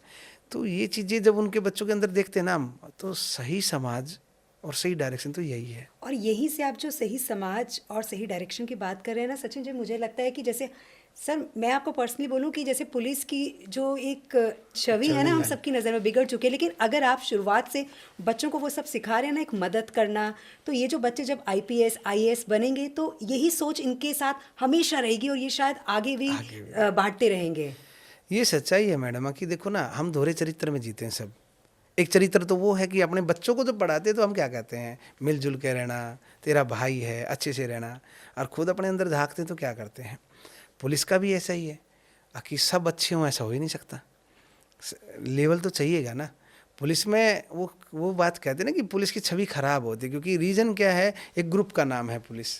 एक ने यदि गड़बड़ कर दी है तो पूरा दागदार है। हाँ, और यदि कुछ अच्छा कर भी दिया जाता है तो ये कहते हैं कौन सा अलग काम कर दिया, पुलिस वालों को तो काम ही है। और हम तो कहते हैं कि यार पुलिस वाले बनने से पहले एक इंसान तो हो, करो ना आप। एक अच्छा इंसान होना ज़रूरी है। सचिन भाई, मैं कह रहा हूँ कि पुलिस जो नौकरी है ना, जो करता है ना, सच में देखी जाए तो सेवा होती है, और सबसे अच्छी सेवा होती है पुलिस में। यकीन करो, क्योंकि खुशी में तो कोई लोग आता ही नहीं है पुलिस के पास, सही बात है। सब दुखिया ही आते दुखिया हैं ही सब। आता है बेचारा। और दुखिया दो ही जगह जाते हैं, या तो मंदिर में पहुंचेंगे या पुलिस के या पास। पुलिस के पास। और जब आपकी तुलना मंदिर से हो रखी है तो आप भी तो देवता वाला रूप ले लीजिए ना, वहाँ पे तो है। मैं तो अपने साथियों को भी यही बोलता हूँ कि भाई साहब, आप किसी के साथ गलत करोगे, सैलरी तब भी उतनी मिलनी है। अपने कर्मों का बजट क्यों बिगाड़ रहे हो सारा का सारा जो है? तो ये जरूरी मुझे है। लगता है अजय भाई, अगर आपकी जैसी सोच के लोग अगर 1% भी हो जाए ना, 1% मात्र भी, तो ये सिस्टम है ना पूरा बदल के रख देंगे। मैं कह रहा हूँ आप अकेले एक सिस्टम के सामने ना बहुत बड़ा एक चैलेंज लेके खड़े हो, और ये लड़ाई बहुत बड़ी है आपकी। हाँ, ये तो है बिल्कुल। ये छोटी लड़ाई नहीं है आपकी, ये लड़ाई एक सिस्टम के खिलाफ है आपकी, और वो ऐसा सिस्टम जो बहुत बड़ा सिस्टम है, जो बिल्कुल कमर्शियल बिजनेस माइंडेड सिस्टम है।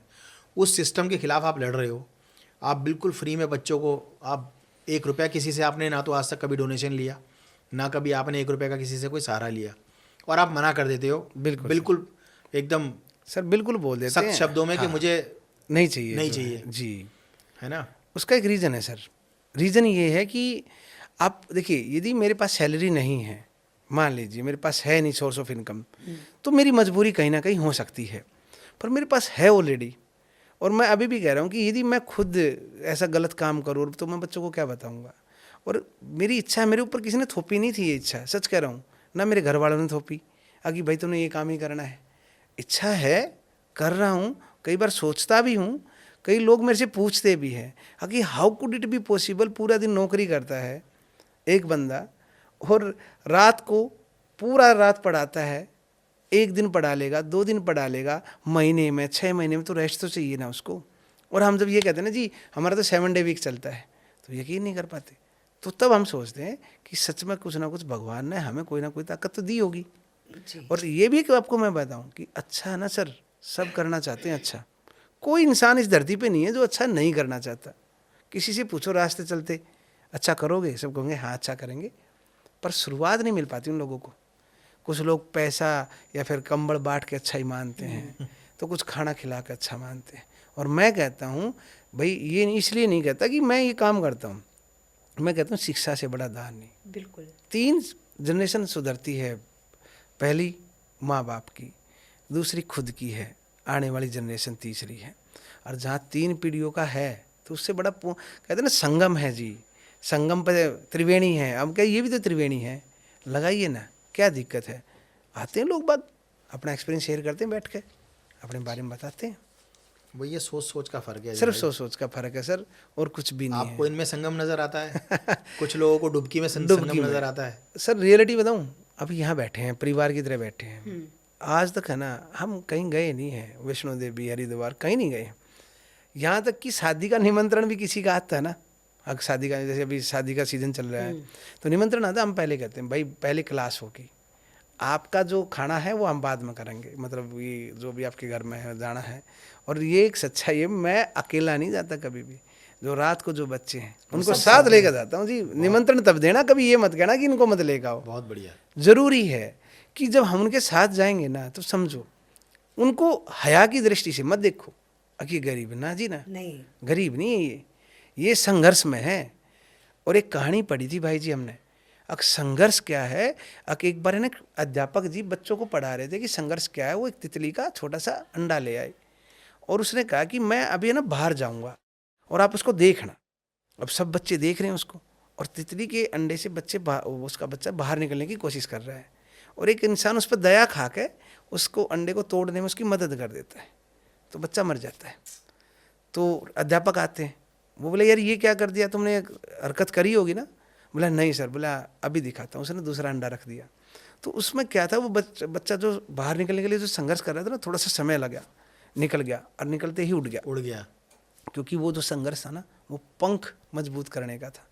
ये बच्चे खुले आसमान में बैठते ना, पंख मजबूत कर रहे हैं। अभी आएगा एक दौर, इन्हीं में से कोई सिपाही होगा, तो कोई दरोगा होगा, तो कोई अधिकारी भी होगा। और जो ये गरीब बोलते हैं ना, वो गरीब नहीं है, क्योंकि जिसके पास शिक्षा है ना, वो व्यक्ति कभी गरीब नहीं हो सकता है। सिर्फ पैसे से अमीर नहीं होता है। पैसे से ही नहीं होता, सही बात है। हमने देखते हैं मैडम, पुलिस की नौकरी में कोविड गया तब देखा जी, बच्चे विदेश में हैं, अच्छा खासा कमाते हैं, करोड़ों की प्रॉपर्टी है, अंतिम संस्कार हमने किया उनका, क्योंकि बच्चे तो डेड बॉडी लेने नहीं आए। बिल्कुल सही बात है। तो हम क्या करें? अब हमारे स्टूडेंट जो है वो ऐसे हैं कि कोविड था, सब डरे हुए थे सर, कोविड में सब डरे हुए थे, कभी मेरे घर ना आ जाए। और हमारे स्टूडेंट ऐसे थे जिनको मैंने एक बात बोली थी कि मेरे साथ खड़े हो, बोले हाँ भाई। आप यकीन करना, वो मेरे साथ झुग्गियों में जाके हमने लगभग जो है ये लगा लीजिए 95 या 96 दिन तक जो है 78 परिवार को गोद लिया था। राशन मैं लेके आता था, बंटवाते वो थे। जब वो दौर था तो ये लोग ये कहते थे कि बाहर मत निकलना, कोविड आ जाएगा। और वो बच्चे साथ में थे, एक भी बच्चे को कुछ नहीं हुआ। और खुशी है, आज भी मैं उनसे पूछता हूँ ना कि जीवन में करा क्या, वो एक ही बात कहते, भाई जीवन तो ये सब कंप्यूटर का फीडअप चला हुआ है, जीवन में काम तो एक ही करा था, कोविड में हमने सेवा जो करी, जो लोगों की सेवा की थी। और एक और काम हमने करा सर, अभी मैंने बताया, मैं पहले ही बताता था, जैसे फिजिकल था दिल्ली पुलिस का, बच्चे फिजिकल देने आए थे झड़ोदा में, हर MP से, UP से, दूर दूर से जो है जी। हमने पिछले सर्दियों की बात है, 13 जनवरी से 20 जनवरी, हमने कहा कि एक काम करते हैं यार, कोई भाई अपनी बहन को लेके आएगा और वो भी दिल्ली जैसे शहर में, सर्द रात है, कैसे गुजारेगा? तो फिर मेरे से एक ही बात पूछते, भाई क्या करना है? बोले एक ही काम करते हैं, इनको यहाँ पर रखेंगे। और सर हमने ना 1800 बच्चे बहादुरगढ़ जैसे शहर में, अगर जहाँ 2-3 गेस्ट आ जाए ना तब भी ऊपर नीचे हो जाता है बैलेंस जो है, सच्चाई कह रहा हूँ मैं। 1800 बच्चे जिनको हम जानते नहीं हैं, 1800 पर डे 13 जनवरी से 20 जनवरी तक। अरे बाप रे, 7 दिन तक। हाँ, रहने की व्यवस्था, रहना खाना, और उनका सुबह चाय बिस्किट। और वहाँ से मेरा DPA जो दिल्ली पुलिस अकेडमी जहाँ फिजिकल होना 7 किलोमीटर दूर था, छोड़ने की व्यवस्था अरे सब फ्री ऑफ कॉस्ट करी, कोई किसी से पैसे नहीं लिए। जब 20 तारीख आई ना, मेरे स्टूडेंट्स की और हमारी आंखें सूज चुकी थी यहाँ से, क्योंकि नींद पूरी नहीं होती, पूरा दिन तो ड्यूटी करो, रात को कभी ट्रेन बच्चों की लेट थी तो फ़ोन हमारे पास ही करते थे, क्योंकि हमने एक वीडियो डाली थी कि भाई जो भी फिजिकल देने हैं हम आपके स्वागत में खड़े हैं। तो वो लोग आते 1 घंटा 1.5 घंटा, और ये वो बच्चे थे भाई, मैं खुल के बात कर रहा हूँ, तारीफ़ कर रहा हूँ कि जो आए वो तो अंदर सो रहे हैं, हॉल वगैरह था उसमें, और ये बच्चे स्टेयर्स नहीं होती जीने की, उन पर बिना कंबल के ऐसे पड़ के डंडा हाथ में लेके, क्योंकि अनजान शहर में पता नहीं कौन आ जाए बेवजह जो है। अब वो बच्चों ने वो तपस्या करी, उसका परिणाम उन बच्चों को मिला, वो आज दिल्ली पुलिस में लगे हैं वो भी, तो अच्छा है। अजय भाई, लाइफ में ना मोटिवेशन का क्या रोल है? आपकी बातें सुन सुन के मैं तो इतना मोटिवेट हो गया, मेरे तो 85 बार रोंगटे खड़े हो गए। 2 बार तो मैंने तो आंसू रोके भी अपने, क्योंकि कहीं ना कहीं ना एक कनेक्ट होता है आदमी। सचिन भाई, मैंने बोला ना, आप समझो, मैं अभी भी कहता हूँ कि हम सौभाग्यशाली हैं कि हम पुलिस जैसी नौकरी में हैं। यहाँ पर हम हर चीज़ देखते हैं, यहाँ पर हम वो भी चीज़ देखते हैं कि पैसे वाला है रोड पर सो रहा है, क्योंकि बच्चे कुछ नालायक हो गए। और मैं अभी भी एक बात कहता हूँ कि अच्छा करने का मन है तो अपने तरीके से बहुत तरीके हैं करने के।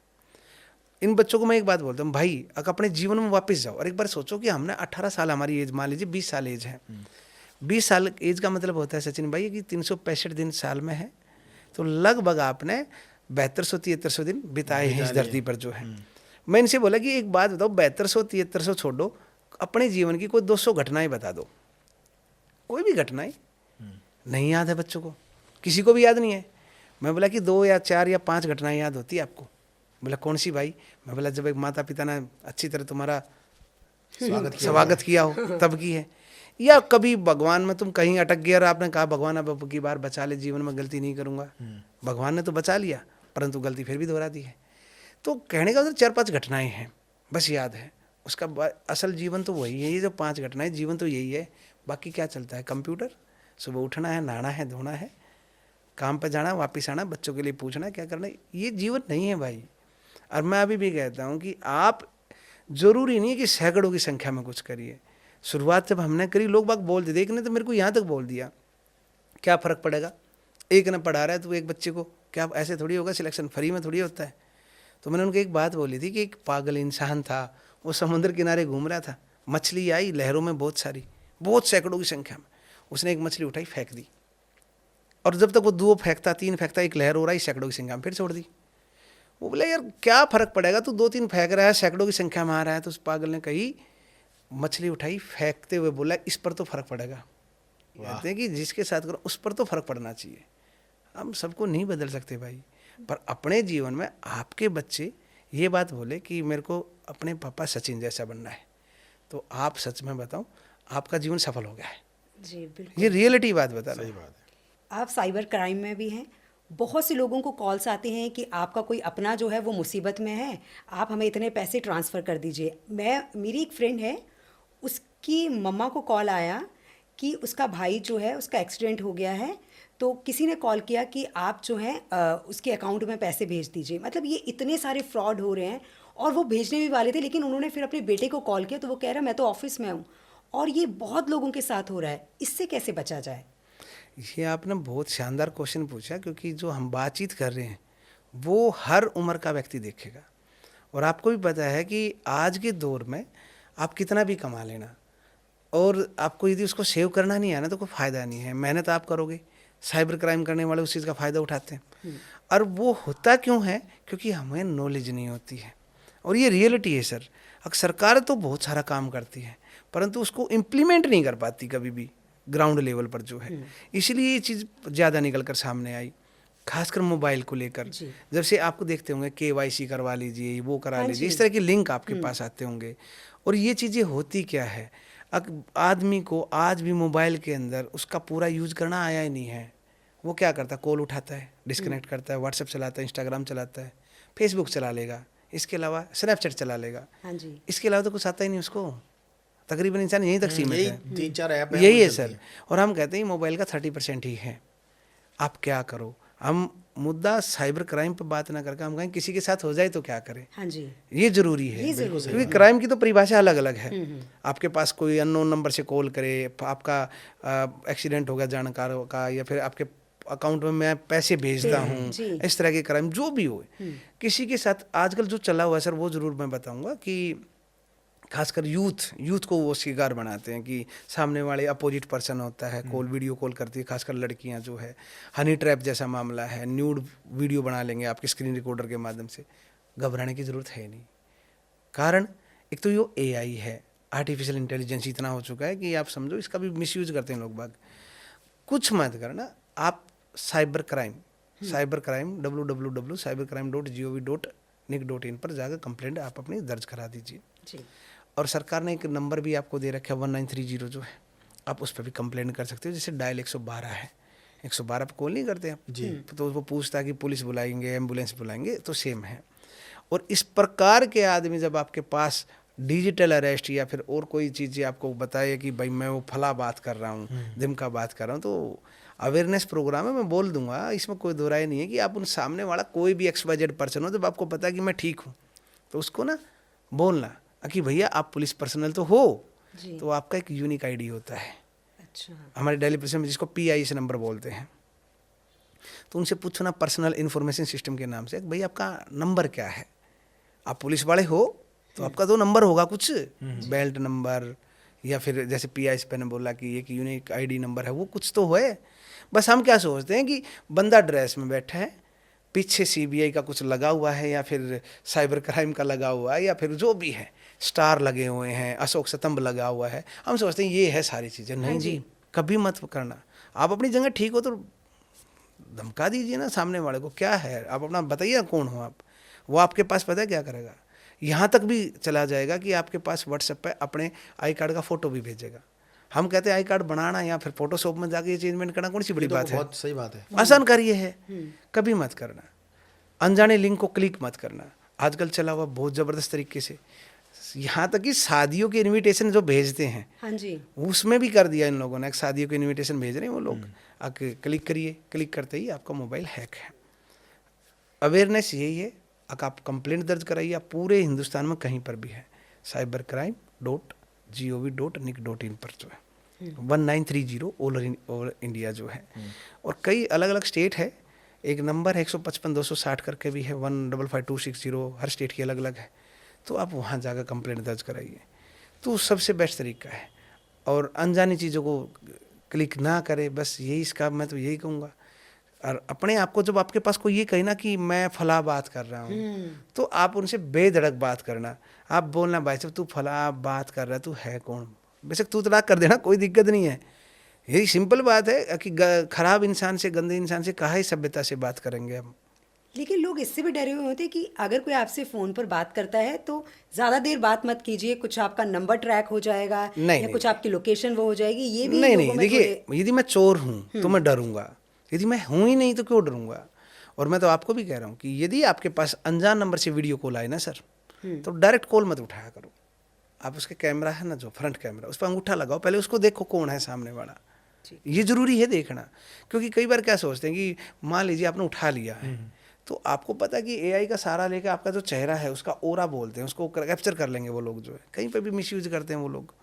और सोशल मीडिया का यूज़ करते दफे तो बहुत अच्छे से समझना भी ज़रूरी है, क्योंकि हम सारी जानकारी शेयर करते हैं सोशल मीडिया पे। बिल्कुल सही बात है अजय भाई। आजकल एक और चल रहा है, केवाईसी फ्रॉड बहुत चल रहा है आजकल। सबसे ज़्यादा सर, केवाईसी आपका इनकम्प्लीट है और उसको कंप्लीट करने के लिए कुछ वेरिफिकेशन फॉर्म आपको आप लिंक भेज रहे हैं, आप उसको भरो, सबमिट करो।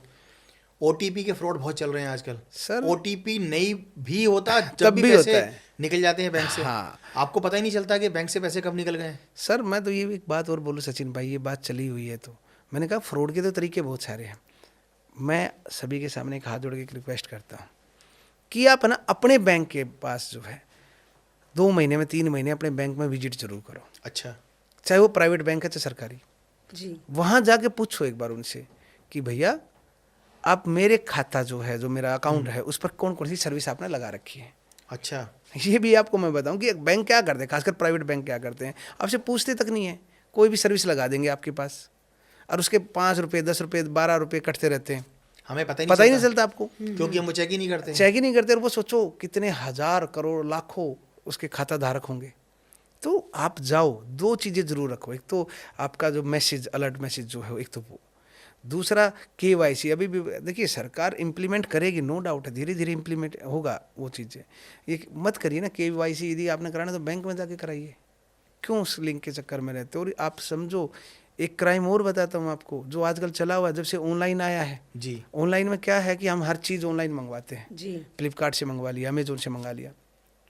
सिंपल बात है, आप दोनों मेरे साथ बैठे हो, हमने मान लीजिए भगवत गीता मंगवाई है या कोई किताब मंगवाई, तो हम क्या करते हैं कि उसका जो आर्टिकल है, ऑब्जेक्ट है, उसको हम निकाल लेते हैं, उसको बाकी रैपर को बाहर फेंक देते हैं। एग्री करोगे? बिल्कुल यही करते हैं। यही करते हैं।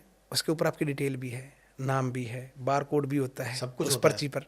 कभी हम सोचिए वो पर्ची उखाड़ के ऐसे पाड़ दे, कभी नहीं सोचते हम। नहीं, कभी इतना इतना होता नहीं ना, बिल्कुल नहीं। और वो लोग इसी का फ़ायदा उठाते हैं। वो क्या करते हैं, तकरीबन जब मेल आदमी घर से चले जाते हैं ना, तो वो आते हैं कुरियर बॉय बन के, वो कहते हैं कि आपने कुछ ऑर्डर किया है घर की महिलाओं को। तो वो कहेंगे नहीं हमने तो कुछ किया ही नहीं। बोला नहीं मैडम आपने किया है। बोला नहीं हमने नहीं किया है। बोला एक काम करिए, इस टोल फ्री नंबर पर कॉल करिए और आप अपना ऑर्डर कैंसिल कर दीजिए। अब वो कोई भी है, वो सोचेगी चल यार मैं कैंसिल कर ही देती हूँ, वो कैंसिल करेगी, वो कॉल करेगी, सामने वाला कस्टमर केयर का कॉल भी उठाएगा, सेम फीचर चलेगा। वो कहेंगे ठीक है मैडम आप कैंसिल करिए, आप एक काम करिए, मैं कैंसिल कर दूँ कैंसिल, मतलब बात तो मैं ऐसा ले लेंगे। और फिर कहेंगे एक काम करिए मैंने कैंसिल कर दिया, आपके मोबाइल पर एक OTP आया है, वो बताइए। कहानी देखो कहाँ से शुरू हुई है। OTP बताते ही खाता खाली है, मकसद तो OTP का था ना। तो ये बहुत सारे क्राइम है, परंतु उनका सॉल्यूशन एक है, कंप्लेंट करिए, डरिए मत। यदि आपकी, मैंने बता, बच्चा आदमी डरता कहाँ है, सामाजिक बहिष्कार से, अगर समाज में कहीं इज्जत खराब ना हो जाए, रेपो खराब ना हो जाए। तो यदि आपके साथ हो गया तो घबराना क्या है, सबके साथ हो रहा है, कंप्लेंट करिए ना आप उसकी। हम डरते हैं उन चीज़ों से कि कई बार तो सच्चाई बताऊँ तो ये भी डरते हैं कि पुलिस वाले साथ नहीं देते। जी सबसे बड़ी बात, पुलिस वाले भी विक्टिम को क्रिमिनल बना देते हैं। हाँ, कई वो बार पहला उनका और सर टारगेट वो ही जो होता है। चक्कर काटने पड़ते हैं ना बार बार, उससे इंसान बच जाता है। वो सोचता है कि अब मैं कहाँ, चाहे उसने 500 रुपये की चीज़ मंगाई है या 1000 रुपये की चीज़ मंगवाई है, वो सोचता है इतने मेरा इतना टाइम लग जाएगा, तो वो भूल ही जाते हैं। बहुत से लोग ऐसे होंगे जो भूल जाते तो होंगे। ये रीज़न है ना, ये इसी चीज़ का तो फ़ायदा वो लोग उठाते हैं। और पुलिस भी तभी काम कर पाएगी जब उसके ऊपर थोड़ा सा दबाव होगा कि सचिन भाई आए, आप आए, कि मेरे साथ ये हुआ। जब तक पुलिस का दरवाज़ा खटखटाओगे नहीं तो पुलिस काम क्यों करेगी। खटखटाएंगे ना हम, क्या दिक्कत है भाई, हुआ है तो हुआ है। अच्छे इंसान भी मिलेंगे आपको पुलिस में, और खासकर हमारी दिल्ली पुलिस तो दिल की पुलिस है, इसमें कोई दो राय नहीं है। अच्छे भी हैं, वो कहेंगे हम आपका साथ देंगे। ये आपका स्लोगन है, दिल्ली पुलिस, दिल्ली की पुलिस। नहीं सर देखिए, इसमें कोई दो राय नहीं है। कोविड में आप लोगों ने हमें ये स्लोगन दिया था दिल्ली पुलिस को, दिल्ली की जनता ने दिया था दिल्ली की पुलिस कोविड में, पुलिस ने अंतिम संस्कार भी किए, जी बिल्कुल, है ना। नहीं, तो पुलिस ने इसलिए बहुत, और वाकई में अजय भाई, ये दिल्ली पुलिस के सभी अधिकारियों को, आपको ये मतलब तहे दिल से शुक्रिया है, क्योंकि कोविड में आप, दिल्ली पुलिस का बहुत बड़ा योगदान था और उसने बहुत सारे ऐसे परिवारों को मिलाया भी, हाँ। जो बेचारे फंस गए थे या जो नहीं जा पा रहे थे या जिनके पास पैसों की कमी थी, उन लोगों ने अपने ट्रांसपोर्ट से या अपनी व्हीकल से एक दूसरे से बिछड़े हुए लोगों को मिलवाया भी, खाना भी पहुंचाया। हाँ सर, बिल्कुल। अब मैं बहुत खुद- सारी दिल्ली पुलिस की अभी भूमिका। आपने एक बात कही थी पॉडकास्ट शुरू होने से पहले, वो भी हमारी ऑडियंस को बताइए। आपने कहा था कि एक क्राइम ये भी हो रहा है फ्लाईओवर पर, जो कि गाड़ियां रोक दी जाती हैं। उस बारे में बता दीजिए ऑडियंस को, ताकि थोड़े से अवेयर हो जाए हमारी जी audience। देखिए, पॉडकास्ट का मतलब, बातचीत का मतलब ये होता है कि हर उम्र के व्यक्ति को हर चीज़ें उसमें मिल जाए। जो बिल्कुल सही बात। हमने स्टूडेंट्स के बारे में बात करी, आपने बहुत अच्छा मतलब एक तार छेड़ दिया कि आज के टाइम पे जो क्राइम, जिससे हम बच सकें, वो हर उम्र का क्राइम उम्र कभी देखता ही नहीं है, ना क्रिमिनल देखता, ना क्राइम देखता, ना वो एजुकेशन देखता, ना कुछ और देखता। आजकल जो चलता है, जैसे कि मैंने कहा कि हाईवे पर क्या करते हैं ये लोग, जो है हाईवे पर आप फैमिली के साथ जा रहे हो, अकेले जा रहे हो, बहुत सारे ऐप है, और उस ऐप के अंदर क्या करते हैं, गाड़ी, आपकी गाड़ी है, गाड़ी का नंबर डाल दिया उसके अंदर जो है, तो उसमें क्या है, ओनर का नाम आ जाता है। ओनर का जब नाम आता है तो वो लोग क्या करते हैं कि वैगनार, अल्टो जो फैमिली गाड़ी है, उसमें एक महिला को बैठा लेते हैं आगे, जो है बुजुर्ग सी महिला जो है। और जैसे एग्जाम्पल है, मेरा नाम अजय ग्रेवाल है, तो नाम आया गाड़ी में, ओनर का नाम ग्रेवाल, गुप्ता या XYZ कुछ भी, तो वो नाम लेके कभी नहीं बोलते, सरनेम लेके। सरनेम, ग्रेवाल जी रुकना। तो अब अचानक हाईवे पे कोई मेरा सरनेम हाँ, पुकार के इशारा करेगा तो रुको, तो रुकता ये ही रहेगा कोई ना कोई जानकार कोई होगा। जानकार होगा। और सामने साइड में एक बुजुर्ग सी महिला बैठी है, और मैं इस गाड़ी को थोड़ा सा वो दबाते हुए आ जाएंगे और साइड कर देंगे जो है, और जैसे ही गाड़ी रुकती है, अचानक जो स्पीड से दूसरी गाड़ी आ जाती है। एक यहाँ पीरागढ़ी के आसपास होता है, एक ठक ठक गैंग होता है कि आप रेड लाइट पर खड़े हो, आपकी नोक करेंगे ठक ठक ठक ठक करके। उसको ठक ठक गैंग इसलिए बोलते हैं कि वो ठक ठक करते हैं, आप उसकी तरफ ध्यान होगा, डैशबोर्ड से आपका मोबाइल गायब कर देते हैं। हाँ, तो ये क्राइम है मैडम जो है। अजय भाई, गवर्नमेंट जॉब में आपकी नज़र में कौन सी जॉब सबसे अच्छी जॉब मानी जाती है?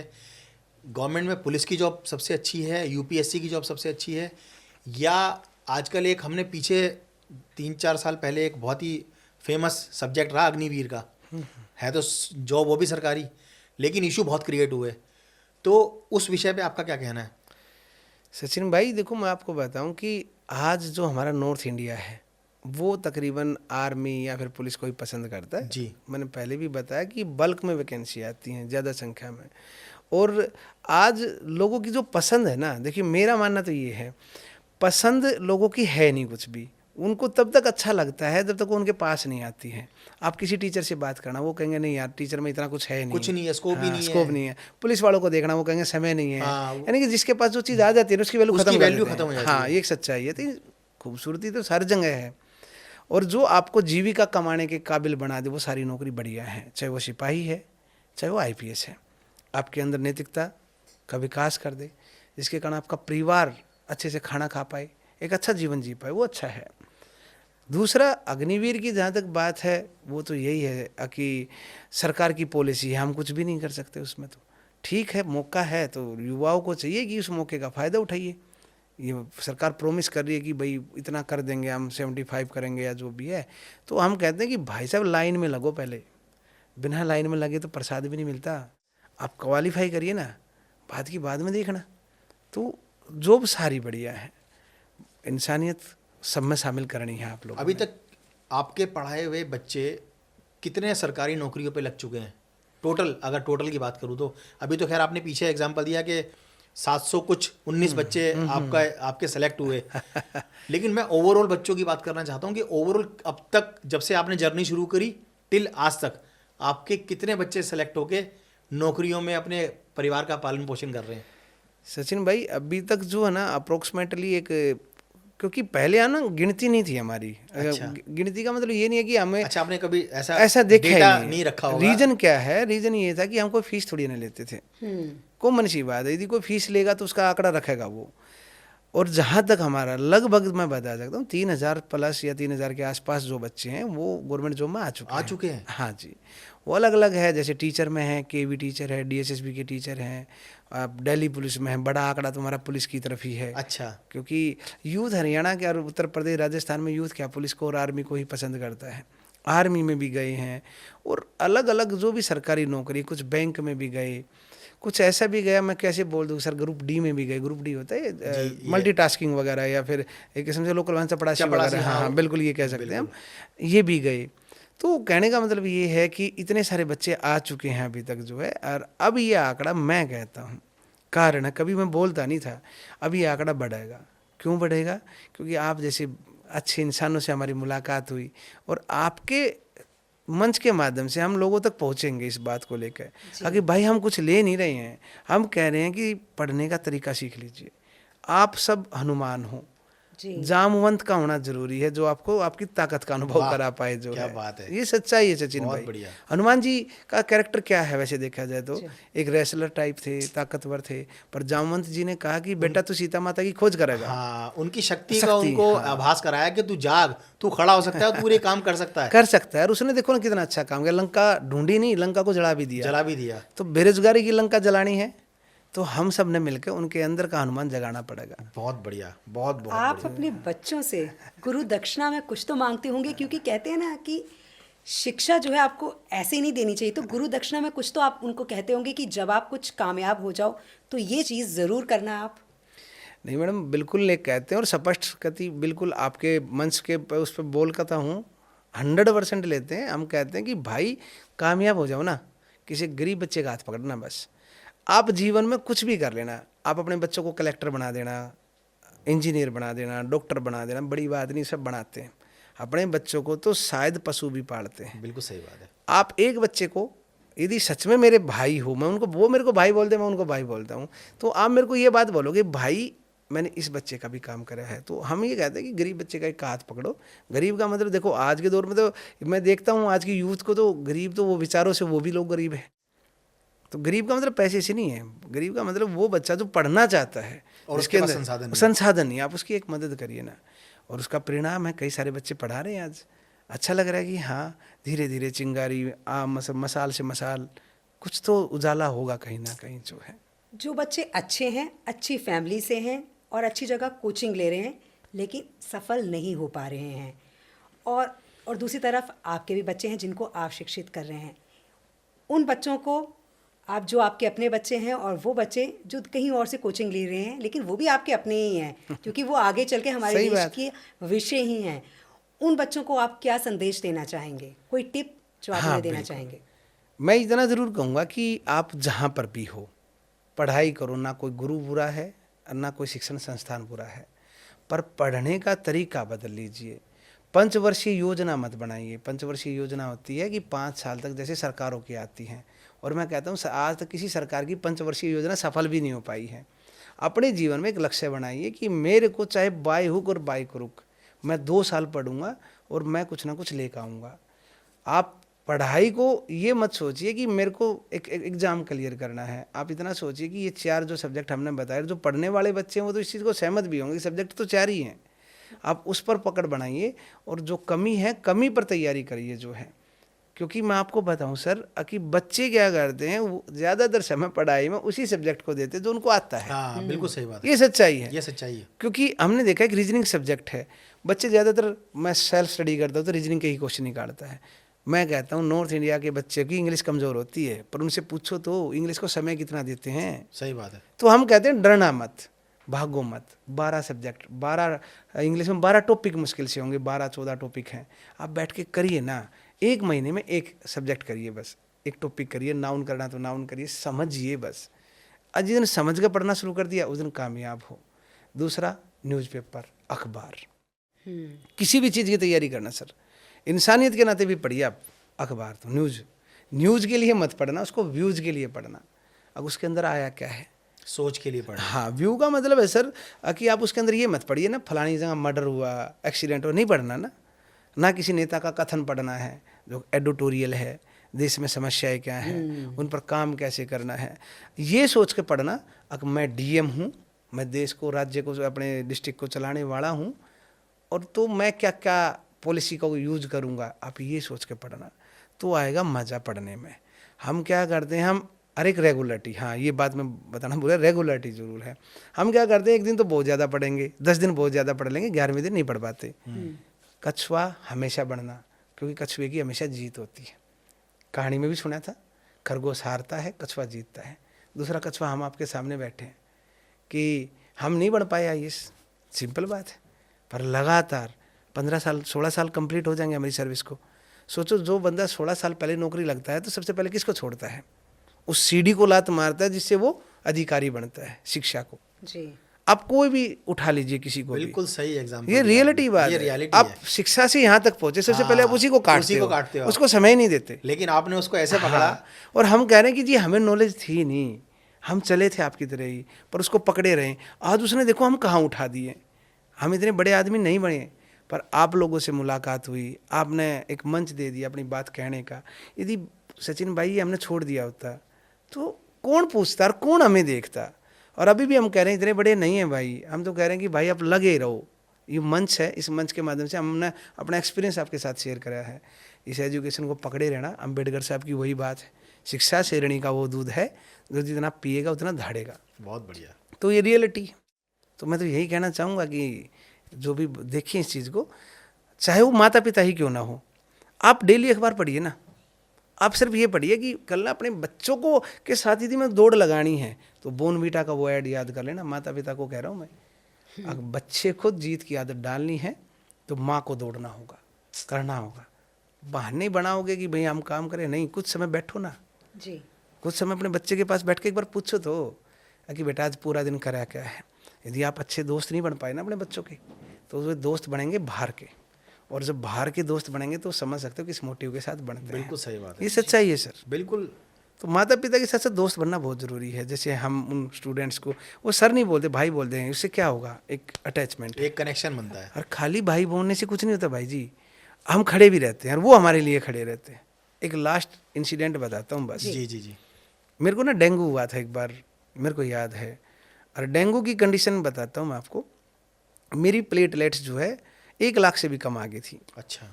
और मैं एक स्थिति ऐसी आई थी कि खाना खाते खाते ना मेरा जो जबड़ा है वो लॉक हो गया था। मैं अपने घर से अग्रसेन हॉस्पिटल आ जाता हूँ, मेट्रो में ही मेरा एक साथी वो साथ ले आता है। ये बात बच्चों को पता चल जाती है कि अजय भाई को डेंगू है। और डेंगू में क्या है कि लोग बाग कहते हैं कि बकरी का दूध अच्छा हाँ जी, है, इस हाँ तरह जी, की हाँ, बातें है ना। बिल्कुल। हाँ, तो बकरी का दूध बहुत महंगा मिलता है महंगा सर। मिलता है, मिलता भी नहीं है। मिलता भी नहीं है।